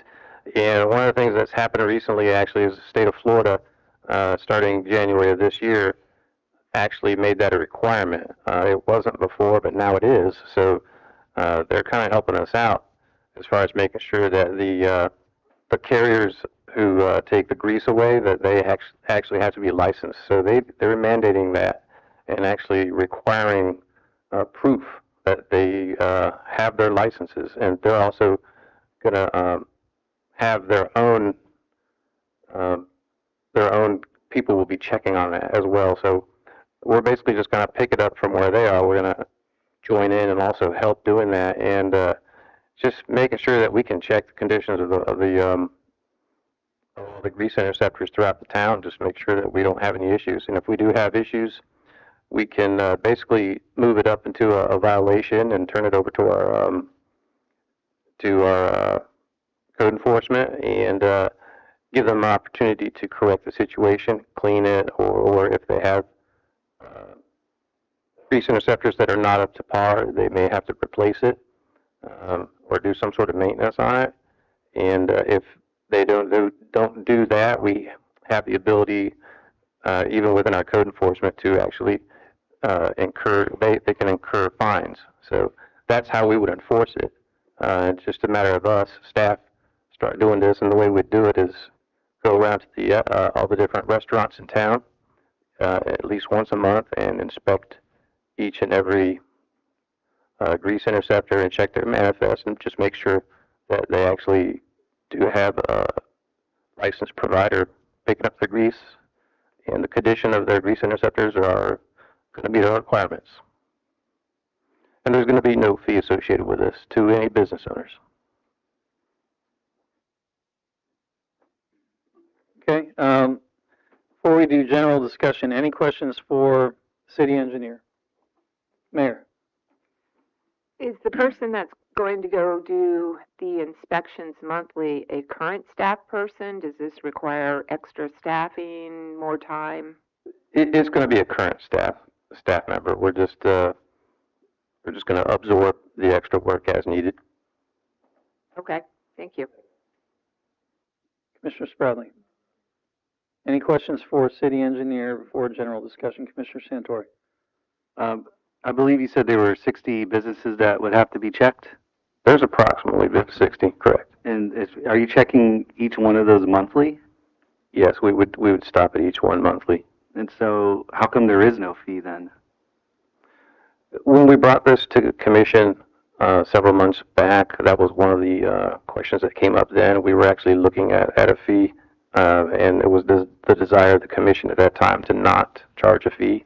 So we left it out of our program.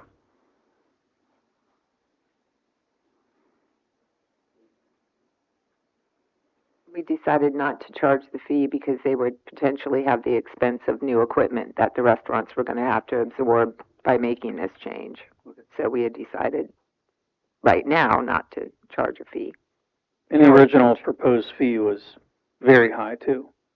Yes. Any questions for city engineer while he is up? I mean, I have some notes that I took, but since it's only a first reading, would it be easier if I emailed city attorney and Mr. Freeman, so we don't bog down the meeting? That's fine. I have no problem with that. Whatever you would prefer. It works either way for me, but I have no issues with that. Unless there are things that we need to know and discuss now. No, I don't believe so. It's mostly just like error corrections. So okay. All right. So thank you for that. Okay, general discussion. Mr. Spradley. Yeah, I mean, program looks like, a good program, excellent program, actually. And I also saw a memorandum that came around today, or an email from Flagler Beach Business Bureau, which when I opened it, what I saw was different from what I thought. It was very supportive of the program, considering a lot of the members of FB3 are restaurants. And it was authored by the president of the organization, very supportive. So having said that, my concern relates to the degree of detail that enforcement of the requirements will evolve. I mean, I can easily see how if there's not some consistent enforcement right off the bat, things can get out of control, and the support in the community for this now could, diminish down the road. So I'll be anxious to hear, how, if that has been thought about, if there's, methods to make sure that there is uniform enforcement, just to create a more sense of acceptance to it in the community. Any other comments?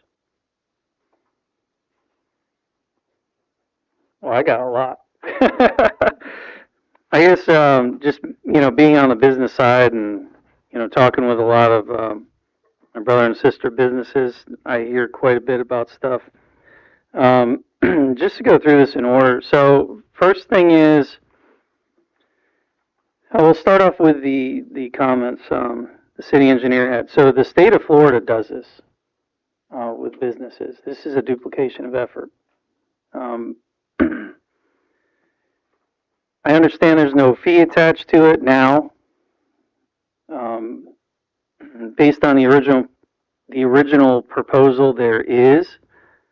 I don't know when that would come forward, but I think to be inspecting every business once a month is that's a crazy goal.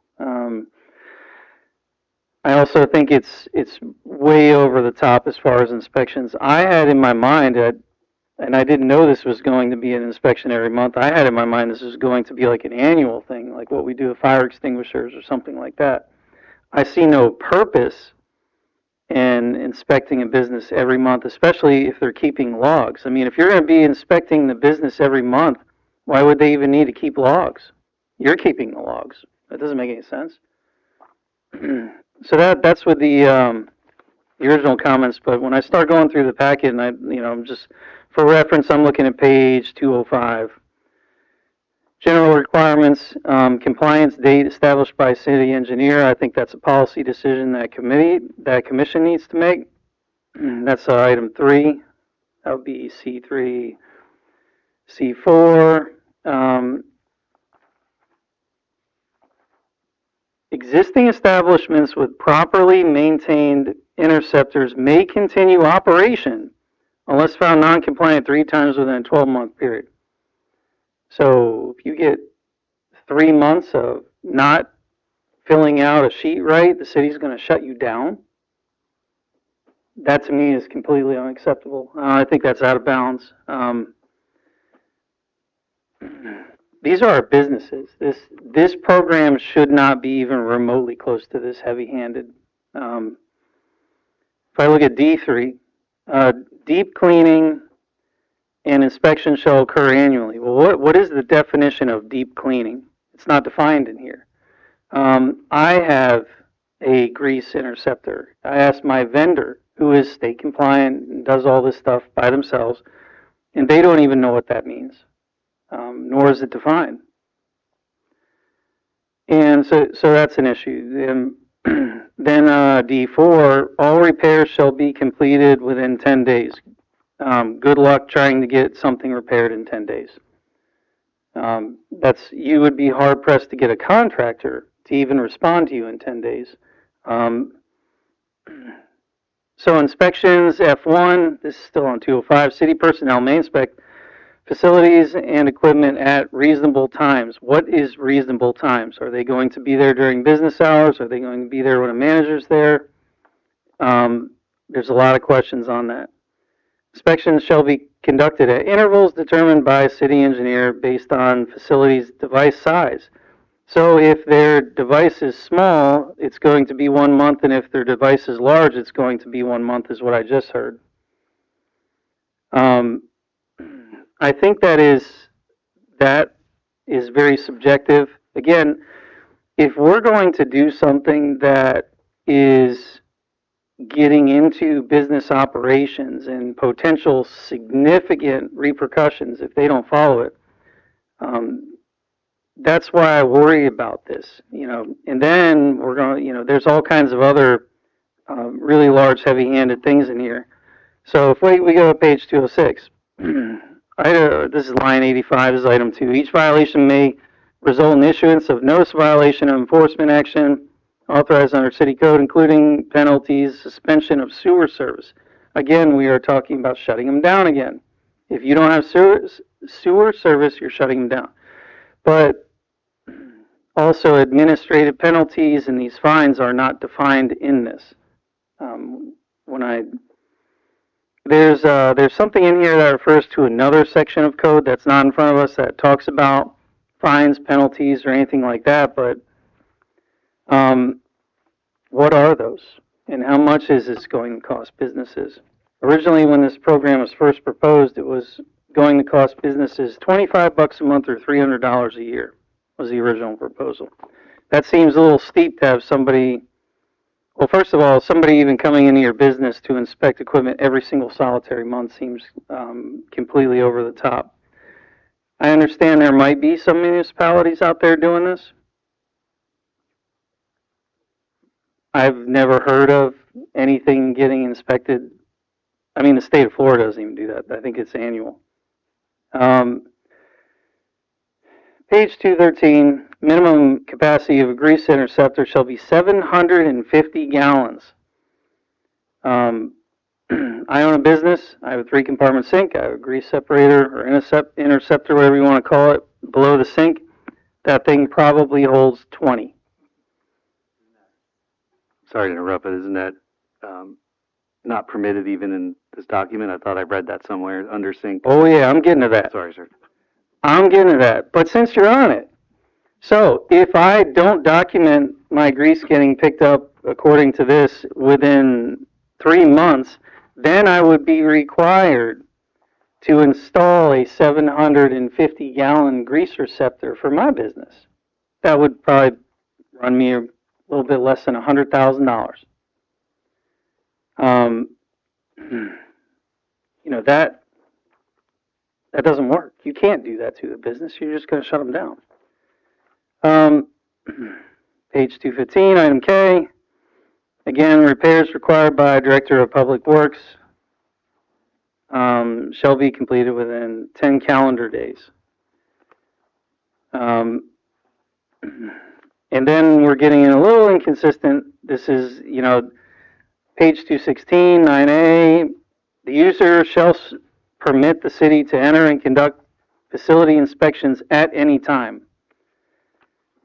And then 317 talks about fees, which are not listed, and it also talks about enforcement, which that is not listed. There's also that paragraph that said if you are out of compliance 3 times within 12 months on any of the pieces of this program, if you have an out of compliance piece of equipment, you will then be required to upgrade to this new monster, which could either cause you to lose your business just because of financial strain, or it could cause you to lose your business just because you can't put something like that in every building. 750 gallons is a lot. I get why, but, and I drug everybody through those examples just because I am of the mindset that while this is a good program and I think the intent is on track, I don't think this is ready to be considered is where I'm at. I think it needs quite a bit of work. And then there's also the questions of what exactly will happen to a business if they are out of compliance. We know what will happen if they're out of compliance 3 times in a year. And they're being inspected every month, so that could happen quick. But we don't know the other stuff. If there's any fines or if there's any things or, you know, what are we going to do to the business? So far, I've read in here in like 5 different ways that we're basically going to put you out of business if you're not in compliance. Again, I like the intent. I do not like the potential threat to the business sector from execution of this. Now, we as a city could say, oh, well, we're only going to start off soft and we're not going to do that. But what happens if something changes? And then we decide that we're going to put this on the books as an ordinance. And then there's a change of any guard at any level, and they say, no, we're going to enforce this as written. then you got major problems. So from the business sector point of view, yes to the theory and intent, no to what I have in front of me right now. That's my 2 cents. Yeah, based upon, and I conferred with the city attorney on this, based upon your comments, I would recommend that no action be taken, and then we'll recraft it and bring it back to you at an appropriate time. So you don't need to approve it on a first reading and wait for second reading, which I recommend you take no action on it. We'll bring it back to you. Yeah, and like I said, I'm for the program.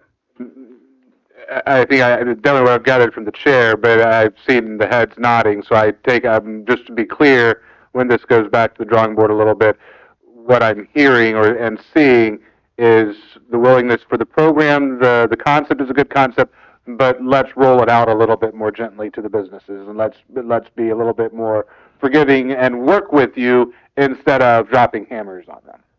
Right.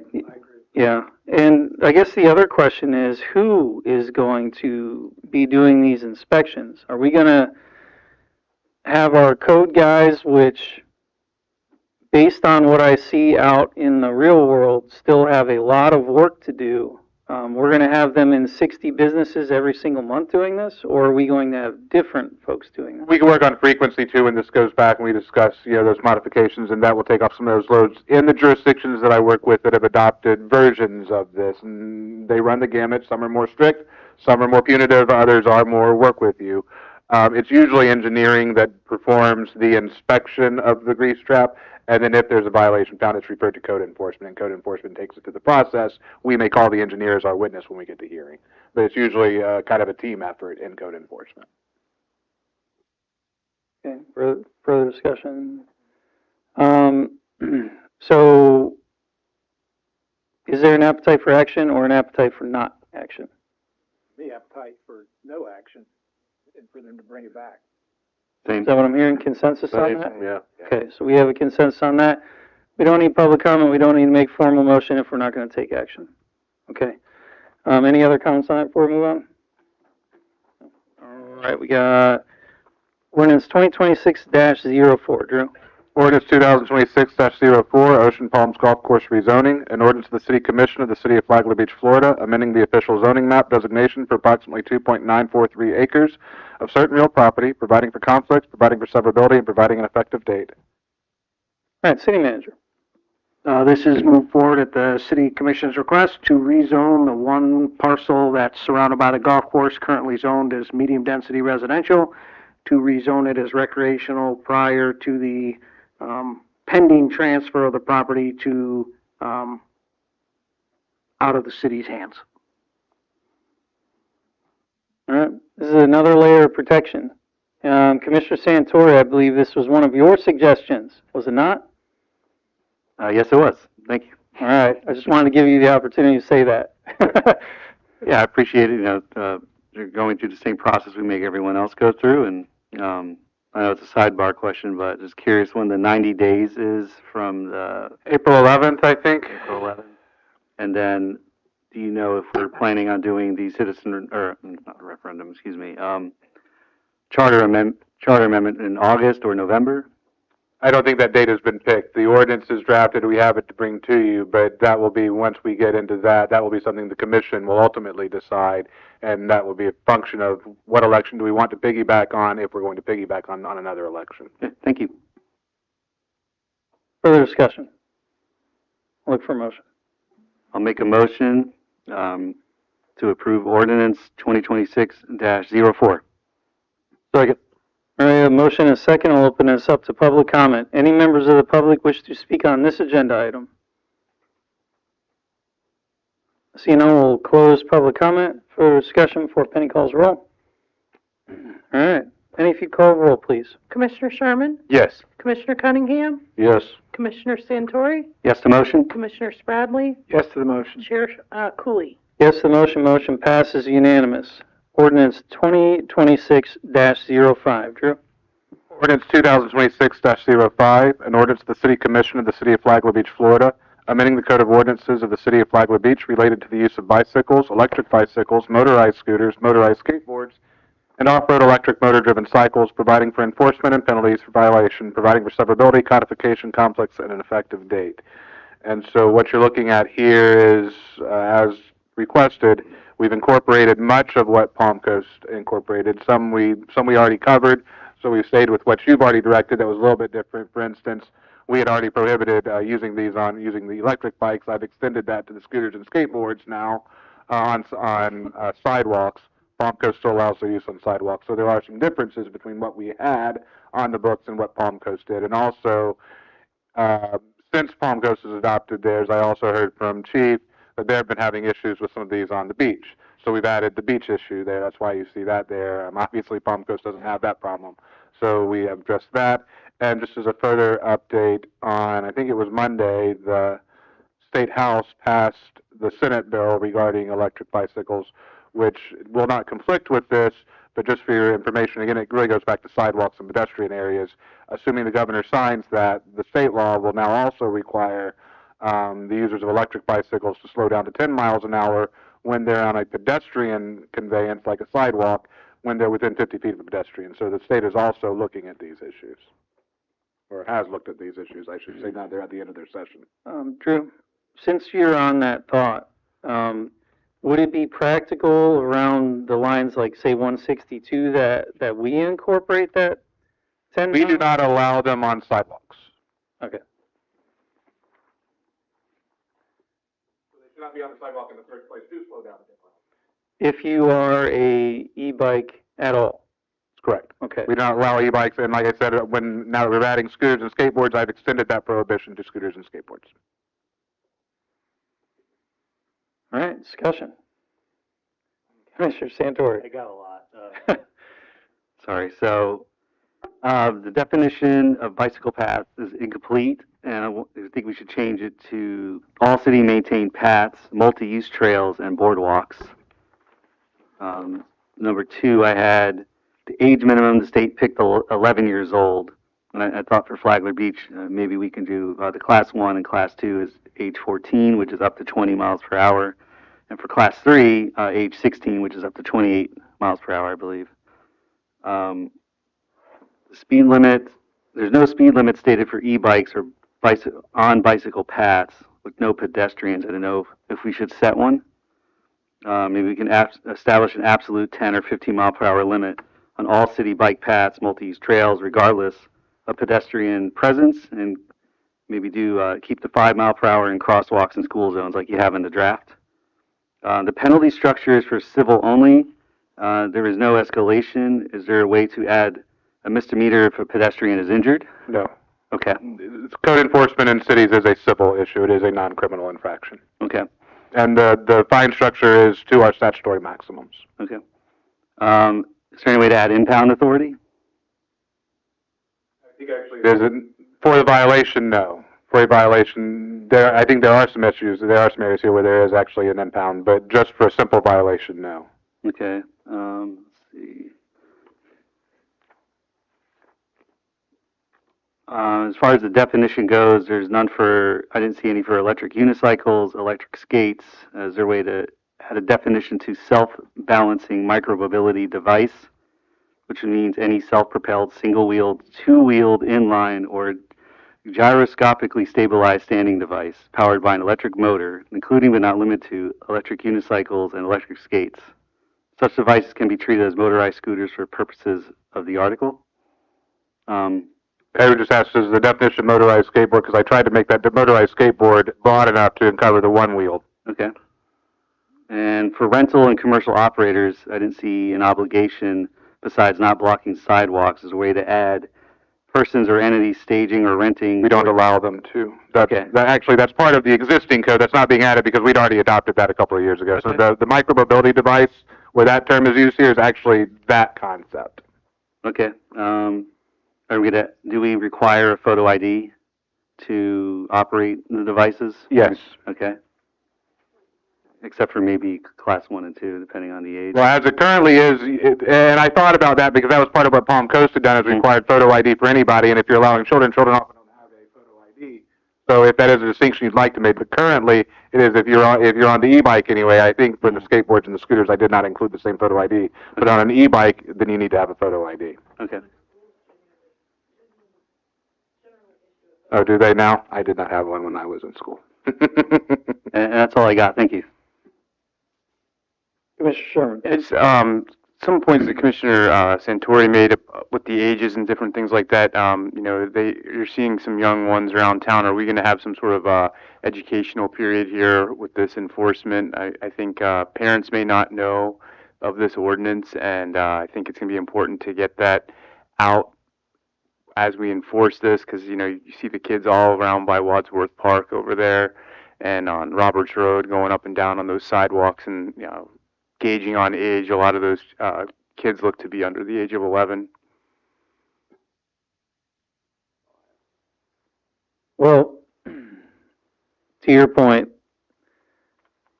just from firsthand experience with, and I don't know if the groups you've seen are the same groups that I see. The groups that I have interacted with that have these e-bikes, of the younger folks, have absolutely no interest in education or enforcement or any of that, because they've come to my store and they are not interested in that. So I think a lot of public knowledge and PSAs for the parents, might be good, but at least the ones the groups that I've interacted with that have been zooming up and down A1A that come into my store, they will be educated, I think, a different way, with our local police department, if they can catch them. Does that include former Commissioner Bill Humer on his new e-bike? Yeah, From LSB. Yeah, I have yet to. He did show up on his bike one time, but I haven't seen him riding it though. Zoom it down the road. He's over 11, I'm pretty sure. The one in listening to Commissioner Santori's comments, and more for just your discussion, whatever the commission directs, we can work into the ordinance. But from an enforcement standpoint, if we're staggering age to size to the capacity size of it, which does not relate to the physical size of it, it creates a very hard enforcement problem for the police department, because they have to define two things with their eyeballs. How old is that kid? Which class of e-bike is that? And that may be creating a distinction that makes enforcement harder rather than easier for police department. It's just something to think about. Right. There is something about age in here, though. There is currently. Okay. Yeah, I was speaking more to the idea, and I understand where the idea comes from, and it's a good one. But just from an enforcement standpoint of staggering the minimum age to the class, ultimately the speed of the e-bike, and which again makes perfect sense logically to me. But I'm just visualizing myself as a police officer seeing the e-bike go by and trying to figure out how old is the kid and which class is that e-bike.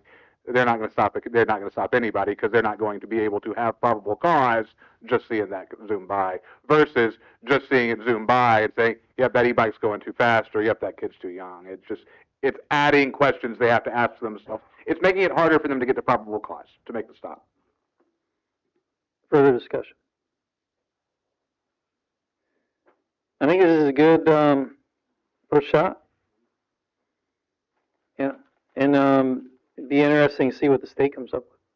Well, they've passed their bill, so the bill is done now. It's just a matter of does the governor sign, because it's passed now both houses. The House passed the Senate's bill on Monday. So really, there are some other things that touched on, but for this discussion, the main thing, and again, we don't allow them on sidewalks anyway, so it's a little bit moot for us. But they require that 10 mile an hour if you're on a sidewalk or other pedestrian zone when you're within 50 feet from a pedestrian, which again, to the comment I just made on enforceability, also that kind of law makes it very difficult for the police, because that means they have to see them within 50 feet of a pedestrian, not slowing down to 10 miles an hour. It's very hard to catch that citation. Yeah. So it's good that we're doing this too. A suggestion, since I think Commissioner Santori had a good list, if you would like, unless there's an urgency you see, we can keep this at first reading. I can incorporate some of those comments so you can see it again, because it sounded like there were some very good ideas that Commissioner Santori had, if you'd like to go that route.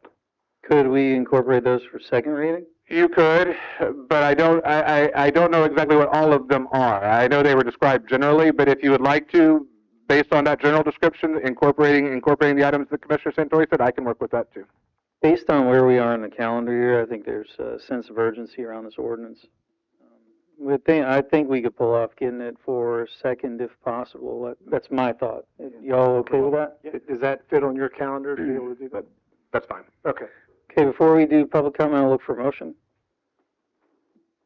Motion to approve ordinance 2026-05. That include incorporating the Commissioner Santori's comments that he referred to generally during his comments on this ordinance. It does. Thank you. I'll second the motion. All right, motion and a second. I'll open this up for public comment. Any members of the public wish to speak to this agenda item?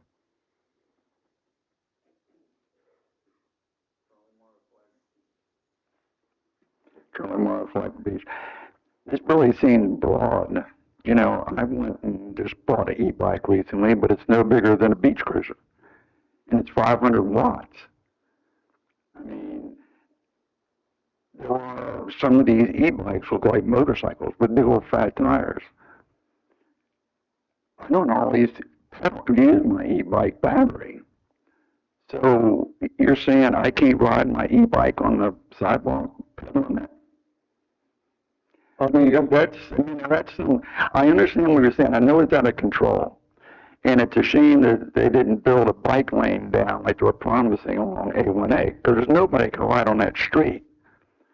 And I know we have the roads back here, but it seems like we're, I don't know, making people who follow the law pay for something that we're not doing wrong.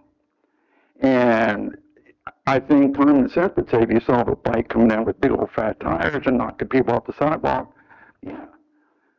But me pedaling on the sidewalk, and I don't have the battery turned on, what are you going to do with that? I got those memories of when you're pedaling fast, and I go, let's pedal fast. With the e-bike, here's a ticket. And if somebody's operating it dangerously, whether it be that or a golf cart, they ought to get a ticket. Not just go, well, we can't have this, we can't, because some of those old people need the battery assistance sometimes. I mean, I'm going down to go to a bar and have a couple of beers. I turn around, the wind's changed direction. I can't pedal back all the way. So, I've got it now to where I don't really pedal any faster. It's just there's a little assist. I pedal, I would look at it, I pedal it 8.5 miles an hour. I use a battery, I go 10 miles an hour. I can do it. And I think a lot of older people around here, that's why they get them. There's a difference between, all the scooters and everybody pushing people off and just going, you can't have an e-bike. I think that's too broad of a definition. It should be operating an e-bike in a dangerous manner, or even a speed limit. We have speedometers on those e-bikes. You can look at it and see you're going too fast. So I just don't get pulled over for having an e-bike on the sidewalk. I don't usually do it. But there are times that I ride up the sidewalk on my bike because the traffic's too bad, or something like that. So it's things like you're just slamming all of us for having an e-bike. And you're getting cheaper. I mean, this thing, I would never buy an e-bike, but it was only $50 more than a regular bike. I said, well, yeah, put one on there. So anyway, that's what I think you ought to do something, yes. But just to go no e-bikes is wrong. Even at a wattage, I get the lowest wattage you can get on this thing. So there's a difference, isn't there? I mean, I think there is. So that's all I would say before you just rush into this. It's too broad of a thing for people on scooters and this and that. I get it. I do understand it, but it seems like you're eliminating a whole class of things that are going to get cheaper and cheaper and cheaper. So anyway, thank you. Yeah. Thank you, Charlie.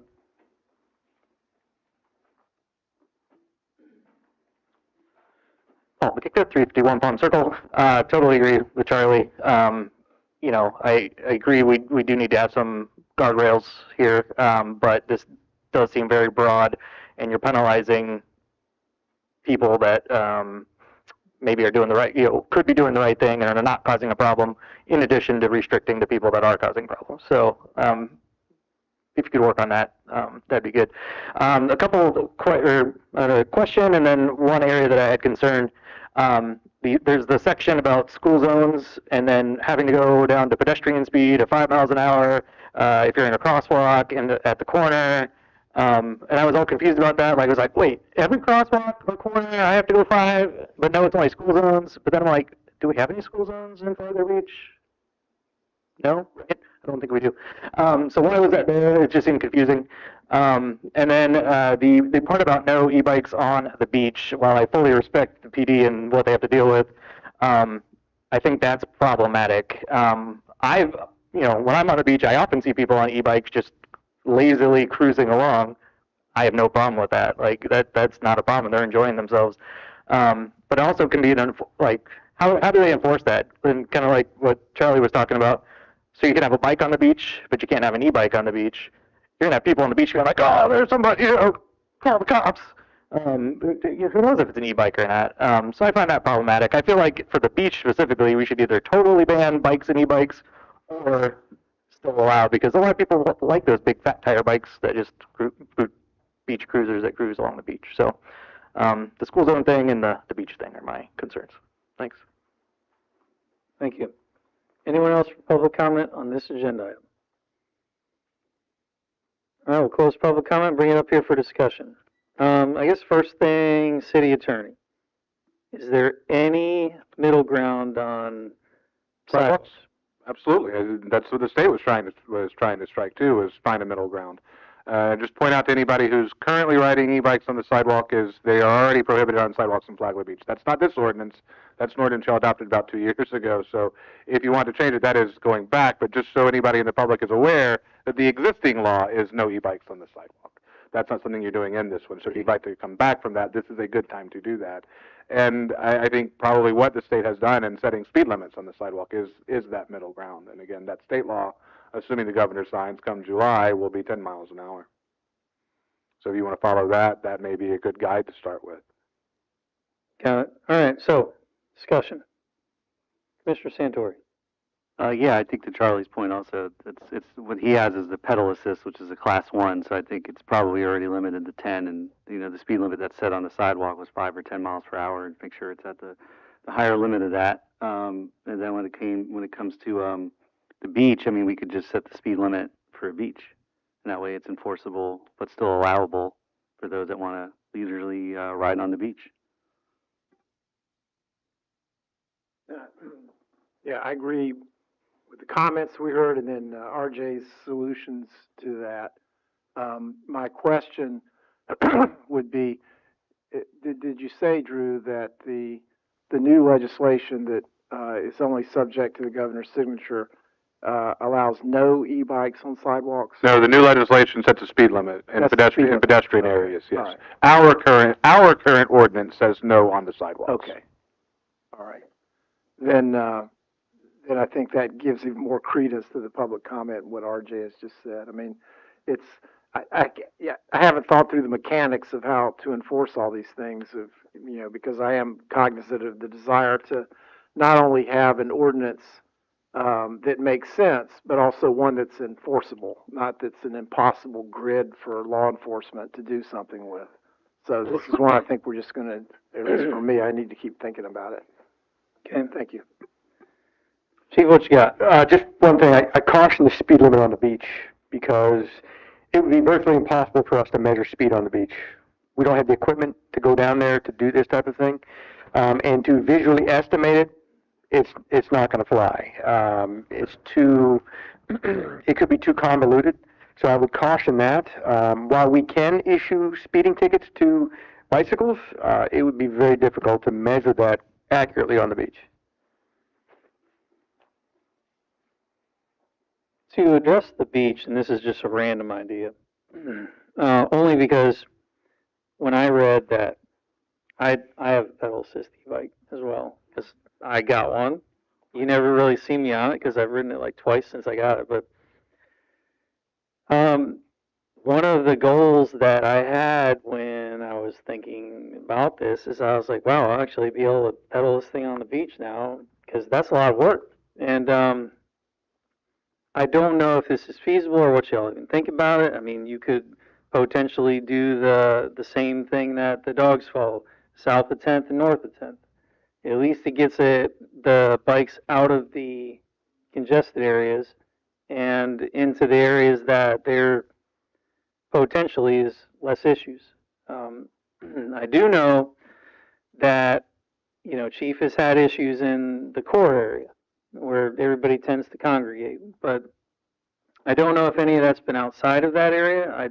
You know, that's, when you get further out, you're much less populated. It's easy to follow. You can say, all right, you know, you can have dogs, you can have bikes, just as a suggestion. To add to that, what if you did the south of 10th, north of 10th, and added, instead of the prohibition within that area that it's allowed, to make a regulation, and this is what some jurisdictions have done, it's a little bit more amorphous term, but that it cannot be operated in an unsafe or reckless manner within that area too. So there, at least if a police officer sees somebody out, you know, doing donuts and rutting up the beach, or throwing sand up on other people that are using the beach, that gives them something to enforce, that reckless standard, to add to your geographic standard. Yeah.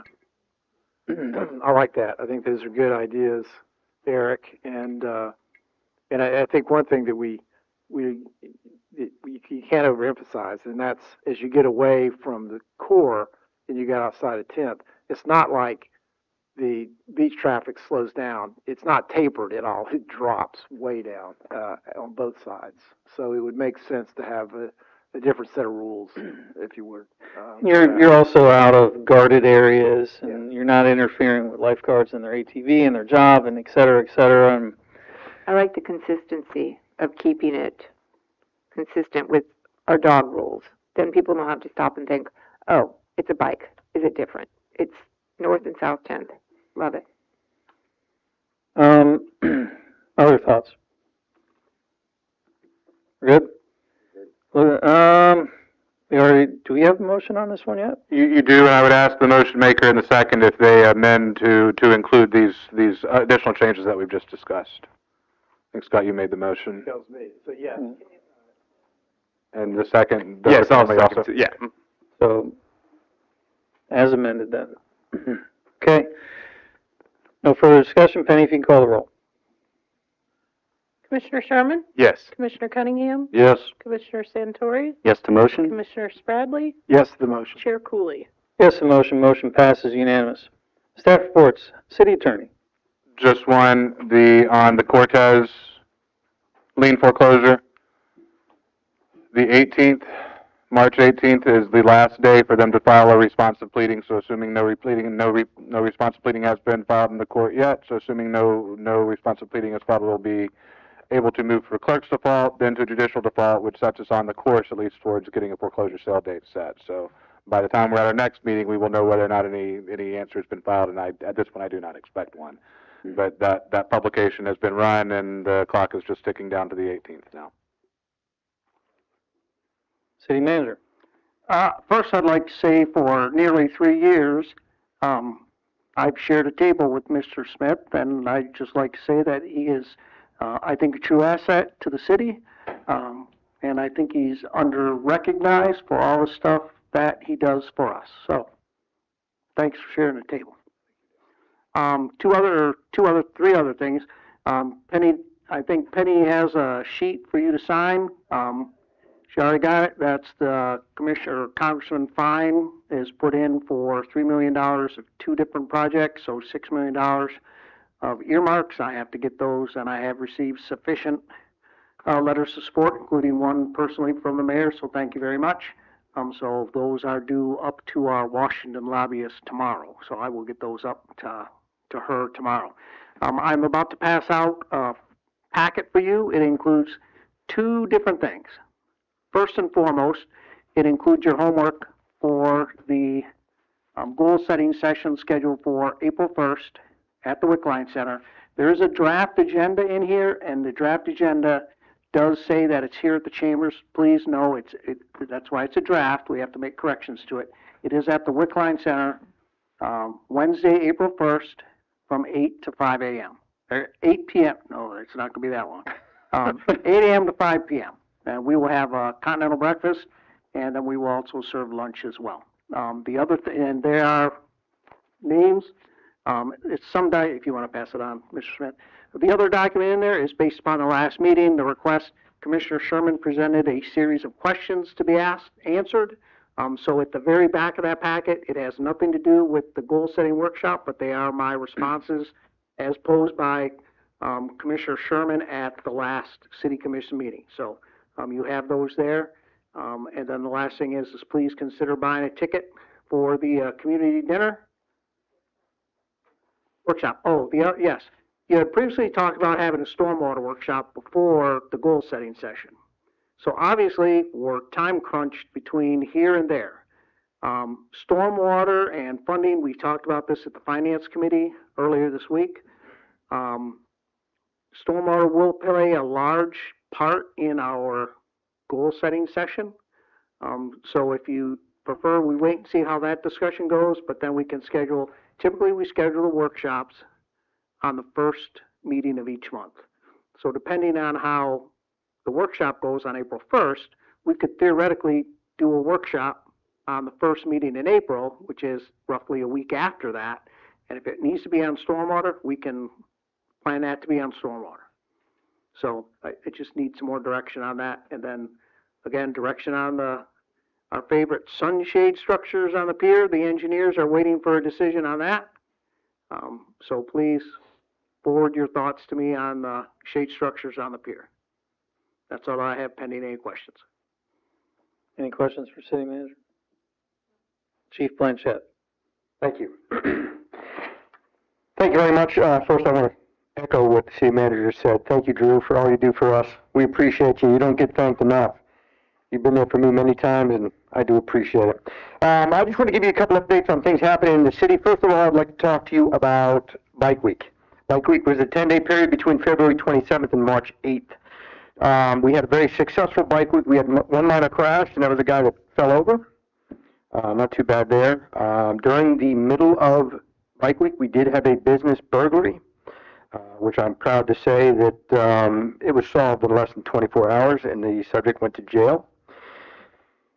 Over the course of Bike Week, my evidence technician took in over 2.5 months worth of evidence. Parking citations, there were 95. Traffic stopped, 116. Citations issued, 26. Warnings, 90. 741 case numbers were pulled. 320 of those were for security checks of the residents here. We took in 22 Schedule 3 felony pills, 5.5 grams of crystal meth, 1.8 grams of fentanyl, 2.7 grams of cocaine, 277 grams of marijuana, a lot of drug paraphernalia, and $962.46 in money that was confiscated. We made 7 arrests, 3 felony and 4 misdemeanors. Again, it was a very successful on our side and very safe. So I'm very proud to say that. The next thing I'd like to talk to you about is spring break. It is coming up. It officially starts Monday. However, Friday the 13th is a teacher duty day and the kids are out of school. So what we have done is I have hired staffing starting Friday the 13th through the entire spring break, because it is a joint Volusia and Flagler spring break. So I've got some extra people on duty, which should help us out. And the last thing that I want to talk to you about is the albatross on my neck. The boat is gone as of tonight. Now, the contractor is going to go back down in the morning and comb the beach to make sure if there's any little parts and pieces there, and then we'll do a final inspection once they put the beach back the way it was, and that'll be done. Any questions? Any questions for Chief? Good. Thank you. Any? Nothing. All right, Mayor. I do not have a lot. Let's see. Community dinner tickets are available through city website. Also posted on Facebook. Tuesday, St. Patrick's Day. Stop by and say hi if you get a chance on South Daytona Avenue from 4 to 7 p.m. Celebrate my birthday. Mr. Santori. I think I've said enough today, and I'm honored to be here. Thank you. Mr. Spradley. Thank you. First of all, I echo what's been said already about our city attorney. I know Drew has been a pleasure to work with throughout my first term here, now beginning second. And just being a lawyer thing, I talked to him about other fine points that only lawyers would appreciate or not appreciate. So I do appreciate that. And but he does do a great job here. I look at other cities, other counties, and see relationships between the councils or the boards and the lawyers, and I think we've got it made over here with Drew, so I appreciate you. And speaking of appreciating, I guess this is good spirits night tonight. We just had the election last week, and of course I congratulate RJ and also Rick. You know, Rick's been a good friend as well as serving the community, and after Rick left, I wondered how soon it would be before we'd see him at public comment. I didn't expect it to be tonight for the very first issue, but that's Rick, you know. And but I do wish RJ well, and I appreciate the relatively high public turnout. You know, I was concerned that since we were the only thing on the ballot, that we would have possibly even a single-digit turnout, but we had 30-something%, which was fantastic. And I appreciate everyone. I don't care who you voted for, just voting was excellent. So I appreciate all of you. Thanks. Commissioner Sherman. Yeah, first I want to congratulate Commissioner Santori and Commissioner Spradley on their elections, and welcome to the board, Commissioner Santori. I also wanted to just talk about again, I want to thank Keep Flagler Beach Beautiful and the Flagler Beach All-Stars. I mean, I don't think they get enough accolades for all they do. I mean, unfortunately, we've become Flagler County's ashtray. I mean, again, I went out there 2 Saturdays in a row, and it's like Groundhog's Day. I mean, the number of cigarette butts that are out there, it's heinous. And I just wish we could, it's a cultural thing, I guess, and I don't know what we can do, but I just hope people that are listening just, be more aware of that, and, just how awful cigarette butts are for our environment, and hopefully we can start, looking to get that ordinance and find some way of enforcement. I don't know how, easy that's going to be, but, right out in front of here in Finn's, I mean, it's just an ashtray. The second point I was going to ask, I think Mrs. Stripe might come up later too in public comment to speak, but I just never got around to asking these questions. And where do we stand with the millings? What was placed? They were dumped down on the ground over there on the alleyway. I know there was an issue that we had kind of spoken about the resident that had broken their hip and had some issue. They had to put her on a gurney to get her to the end of the road due to the condition of the street/alleyway. I don't know what the right term for that road would be, but yeah, I can ask Mr. Freeman. I know some of the millings were deposited over there that we have, and I'm not sure if they've been final graded or what the intent is.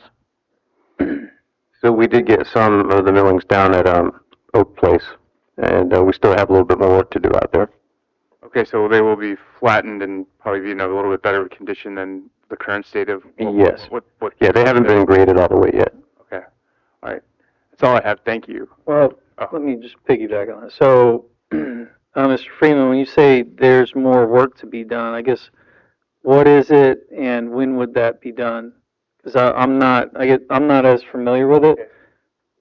We still have a little bit more millings to put down over there and then grade it out. I want to get all the way down to the end of the street. We only got about halfway down. So I don't know if I have enough millings to go the whole way, but I can go a pretty good bit down the street. So I'm going to use everything I've got to try to improve that road as good as I can. That alley, I should say. Is there a ETA on that? I'm pretty sure within next week I can get all that stuff taken care of. I guess if city manager, this would be for you. If we don't have enough millings, I assume those would be relatively easy to come by. Can we get more so we can just have it be done complete, or I wouldn't want it just to depend on our own supply. Well, the millings we're getting they're actually been provided for free from the road projects that are being done. I mean, we can always go out and buy more if you want to go down that path, but the ones that we have are from the South Central project, and then I think we also got some from when the state was doing some of the work on A1A. I think we got a few loads there, but otherwise, all that's being provided for us right now has been free. So we have not gone out and purchased more millings. That would come out of the roads and streets budget if you want to pursue more of the millings. Yeah, if we have a road that is that bad, and again, I don't know what this road looks like, but if we have a road that is impassable or, is in really bad shape or something, we would want to at least get that wrapped up. Right, and that's what we've been working on because, yes, the report, there was an incident where the fire rescue was not able to provide adequate support for somebody that fell in that area, which is what led to the application of the millings and smoothing that road out and making it passable. Okay. All right. Sorry, I didn't want to. Oh, no, that's all I have, Mr. Chairman. Okay. Commissioner Cunningham. Kind of on the same lines with the millings. When they did the milling and resurfacing on Central, I don't know if you've ever done a project with milling and resurfacing, but when you mill a road, you always turn into the radius until it goes back straight. They did it in a few places, but not all of them, and it's all busted up radiuses on the street, the numbered streets going down Central. And the very worst intersection in the entire city is at Central and South 28th, and it didn't get milled and resurfaced. I don't even understand why that is. And do we have the core samples to check the thickness of the asphalt that was supposed to be done before they even started?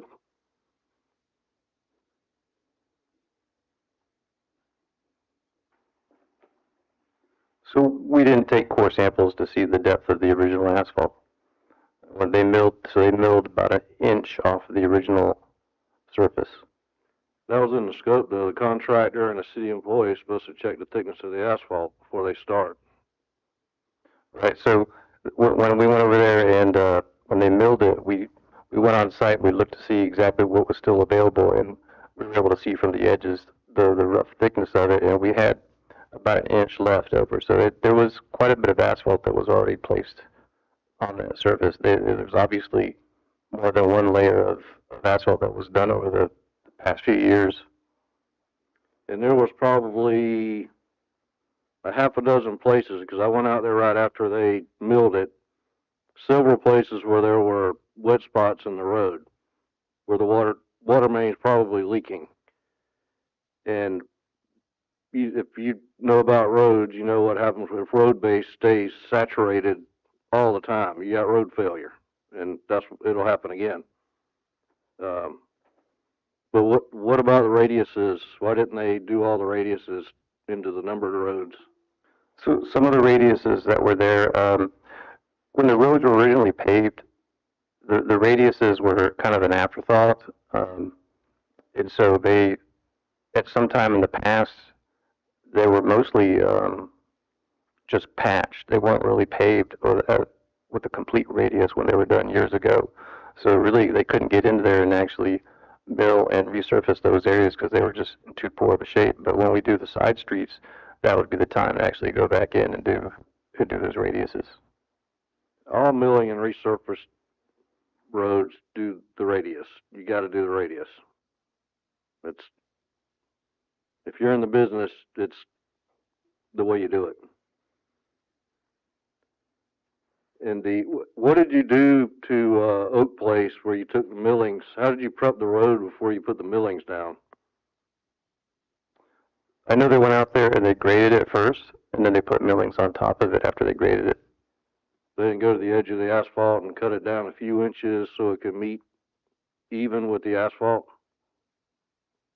You mean right where it meets up at, is it 19th Street? Yeah, South 19th. I'd have to go look and verify what they did. I don't recall. It's not. It's not. I was just asking. Because Horrible. Mm-hmm. Horrible, horrible. Where are the rest of the asphalt millings? We've got them behind the fire department. Okay.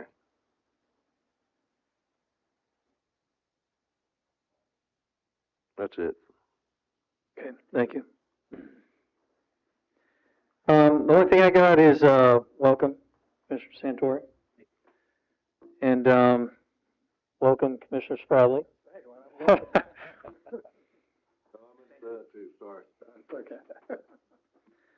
And, want to thank, Commissioner Bellhumer for his way more than, 9 years of service to the city, which I'm sure won't stop. He was very active before he became a commissioner. He was very active when he deemed himself decommissioned. And I'm not sure what title he's using this time, but we'll have to see. But I'm sure he's watching now, and I'm sure he'll be continuing to stay very involved. So, and we need that. We need that with citizens. Sometimes, even when it's painful, but we need that. It's a good checks and balances. For instance, I had no idea that, Oak Place was in as bad a shape as it is in. I knew it was always rough, but I didn't know it was that bad. So, that stuff it's good knowledge, and it's good that we have, active folks letting us know stuff, and, that way we can keep focused on all the stuff that's important. And that's all I got. So with that, I will open up the last section of public comment. Members of the public are encouraged to speak for 3 minutes. Please address the chair. I'm busting to speak. Really, Denise Strite, Oak Place. Oh my God. I really resent being lied to up here today. I live on that road. I live on that street. And I just want to preface a little bit. My next door neighbor, Mrs. Thornton, fell 2 days before Christmas. And when she fell coming out of her garage, not on the road, she laid in her driveway for 4.5 hours. I was not home. I was up north for Christmas. She laid in her driveway for 4.5 hours, pressing her alarm on her car thing, hoping someone would discover her. Brian, finally, he and his wife that live on the end of Oak Place went out running around trying to find out where the car alarm was coming from, and they found her laying in the driveway. This happened at 2:30 in the afternoon. By 6:30 at night, Brian called an ambulance, and the ambulance could not get down Oak Place. So they kept bending her hip to try to get her out of there. She shattered and broke her hip in 3 places. Anyway, they put her on a gurney and had to walk her out of there. We have been complaining about this road for a very long time. What needs to happen is this road needs to be leveled off, it needs to be scraped off, and the silt removed. This road backs up to the estuary, and we don't need the silt going to the estuary. It needs to be scraped off, removed, leveled out, and we need shell put down. Not this revetment. This road that was crumbled up from leftover Central Avenue. Anyway, so what I'm going to do here is I'm just going to read to you a text that I sent out this afternoon to somebody that was coming up here. It says, "Are you going to the commission meeting tonight? I'm thinking about coming up here. Because on your way, you should go look on Oak Place and see what they've done to our road this week. I think what's going on here is they probably plowed up South Central. Matter of fact, I know they plowed up South Central because yesterday I was at a friend's house that lives right behind Beachfront Grill, and I said, "When are you going to revetment?" She goes, "I was going out here with the crumbled up road." She said, "I was going out here the other day. They're taking it to your street." Really? Crumbled it up, and instead of scraping, leveling, rolling, and compacting our road, they came over here and literally dumped it about a third of the way down the road and haven't been back in days. If you thought this road was bad before, it is way, way worse now. It's like riding a buckboard. This all started because my neighbor fell and broke her hip and so on. But then the neighbor called the ambulance. The ambulance couldn't come down the road. They had to put her on a gurney. I got to that point and said, seriously, you should go look at this, and I'll leave the word out I use, that they did this to the road and left it like this. The way they treat us resident citizens should not be tolerated. Unbelievable. Can't wait to hear what excuses for this debacle. Actually, it didn't start there. We've been asking for eons to have this road, the silts removed, so it doesn't once again contribute to what they have already allowed to run into the estuary by poor building code practices. And it should have had crushed shell on the road so it will perk. Because everybody knows we have a flooding issue all over the place back here. And I'm appalled that you sit there and this gentleman doesn't know what happened there. So today, Rita and I were out and we come up the road and she said, she said, I can't even come down the road today. I was just talking to her. I think she told me that she had texted Commissioner Sherman that she can't even come down the road now to go to her house. She moved. She bought another house because she can't get down the road and because of her recovery. But nevertheless, she can't get down. I'm sorry. I'm just like, you know, still, we don't need that busted up road right out there. And please go by and look at it. It's a mess. It's awful. Anyone else for public comment? I know I'm going to take a look at that. What you're talking about, 10th to 10th Street, that's really a good idea. But, what you ought to do is, that should be nothing but pedestrian. You can just put a sign up like you put on tennis courts and all that, from 10th to 10th. Because, somebody pedaling bicycle is dangerous between 10th and 10th. So why can't 10th Street to 10th on the sidewalk? Why can't that be foot traffic only? I mean, that's where you're getting all the complaints like you were saying, people flying by. But I'm fine with that. I mean, but, the whole length of Flagler Beach with this e-bike thing is crazy. Because like you said, once you get past like 12th Street, you got to do yourself. So when you think, and I know you're not supposed to talk about somebody else did, but I never thought about that. Saying this on 10th Street, no bicycles, no e-bikes, nothing. Maybe in a wheelchair, of course, a motorized wheelchair. But, otherwise, it's foot traffic. It's not wide enough. People come out of restaurants, get hit by bicycles all the time, whether there's a motor on it or not. So when you're thinking about with this ordinance, I just think we could do like a 10th to 10th Street, but nothing but foot traffic. Thank you.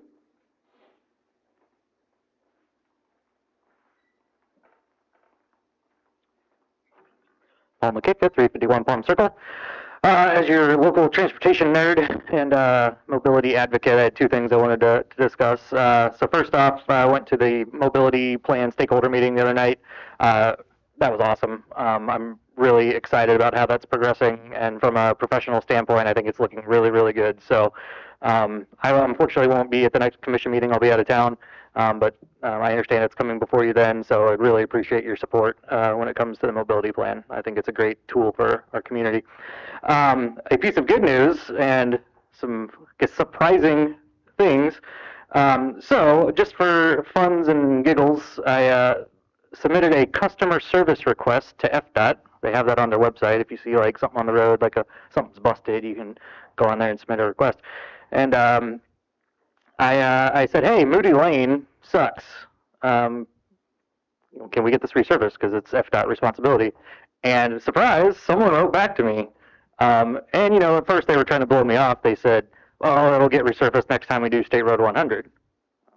Well, you didn't do it last time you did State Road 100. So I wrote back, surprise, they responded again. And it was a local operations guy that actually offered to meet me on site to look at said road.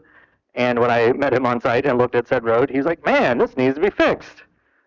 So he has committed to FDOT to find funding to do it in the next fiscal year. So it would be Moody Lane, that little piece of Flagler between Moody Boulevard and Moody Lane, and then Palm Drive, which is also Palm Drive from 100 to Lambert, essentially, which is all FDOT responsibility. So hopefully in the next 18 months, those three streets will be resurfaced. Now it's up to the city manager and the city engineer to coordinate with FDOT and get that done. So just wanted to share that fun story. Thanks. It's all on you, city manager. And Mr. McKitka and Mr. Fenley, keep us moving forward on the TPO projects. Anyone else for public comment before we wrap up? right, seeing no one close public comment, I will look for a motion to adjourn. Oh, wait. Anybody want to respond about Oak Place? Sounds like we have work to do at Oak Place. Yeah, we'll take a closer look at it, what was done so far to date, figure out how to improve. You're gonna be talking about the alleys anyway, and so this is an alley that we can determine how to move forward, whether you wanna call them alleys or streets or whatever, but this is part of that whole conversation overarching about what is the future outlook for our alleys. Right, but if we got one in, severe disrepair, that would be, that's something we gotta address. Any other thoughts from that? No, the mobility plan, the workshop was very well, and hopefully more people will come out to the next workshop. And if people are wondering whether they should, I could just tell them that they should take a look at the roundabout. That always gets people to come out. So, thank you. And on that note, look for a motion to adjourn. I'll make a motion to adjourn.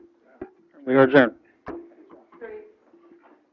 It's documented, Newsom has it, I have the letter that says that Oak Place is a street. And you did nothing with that, by the way, whatever you did today.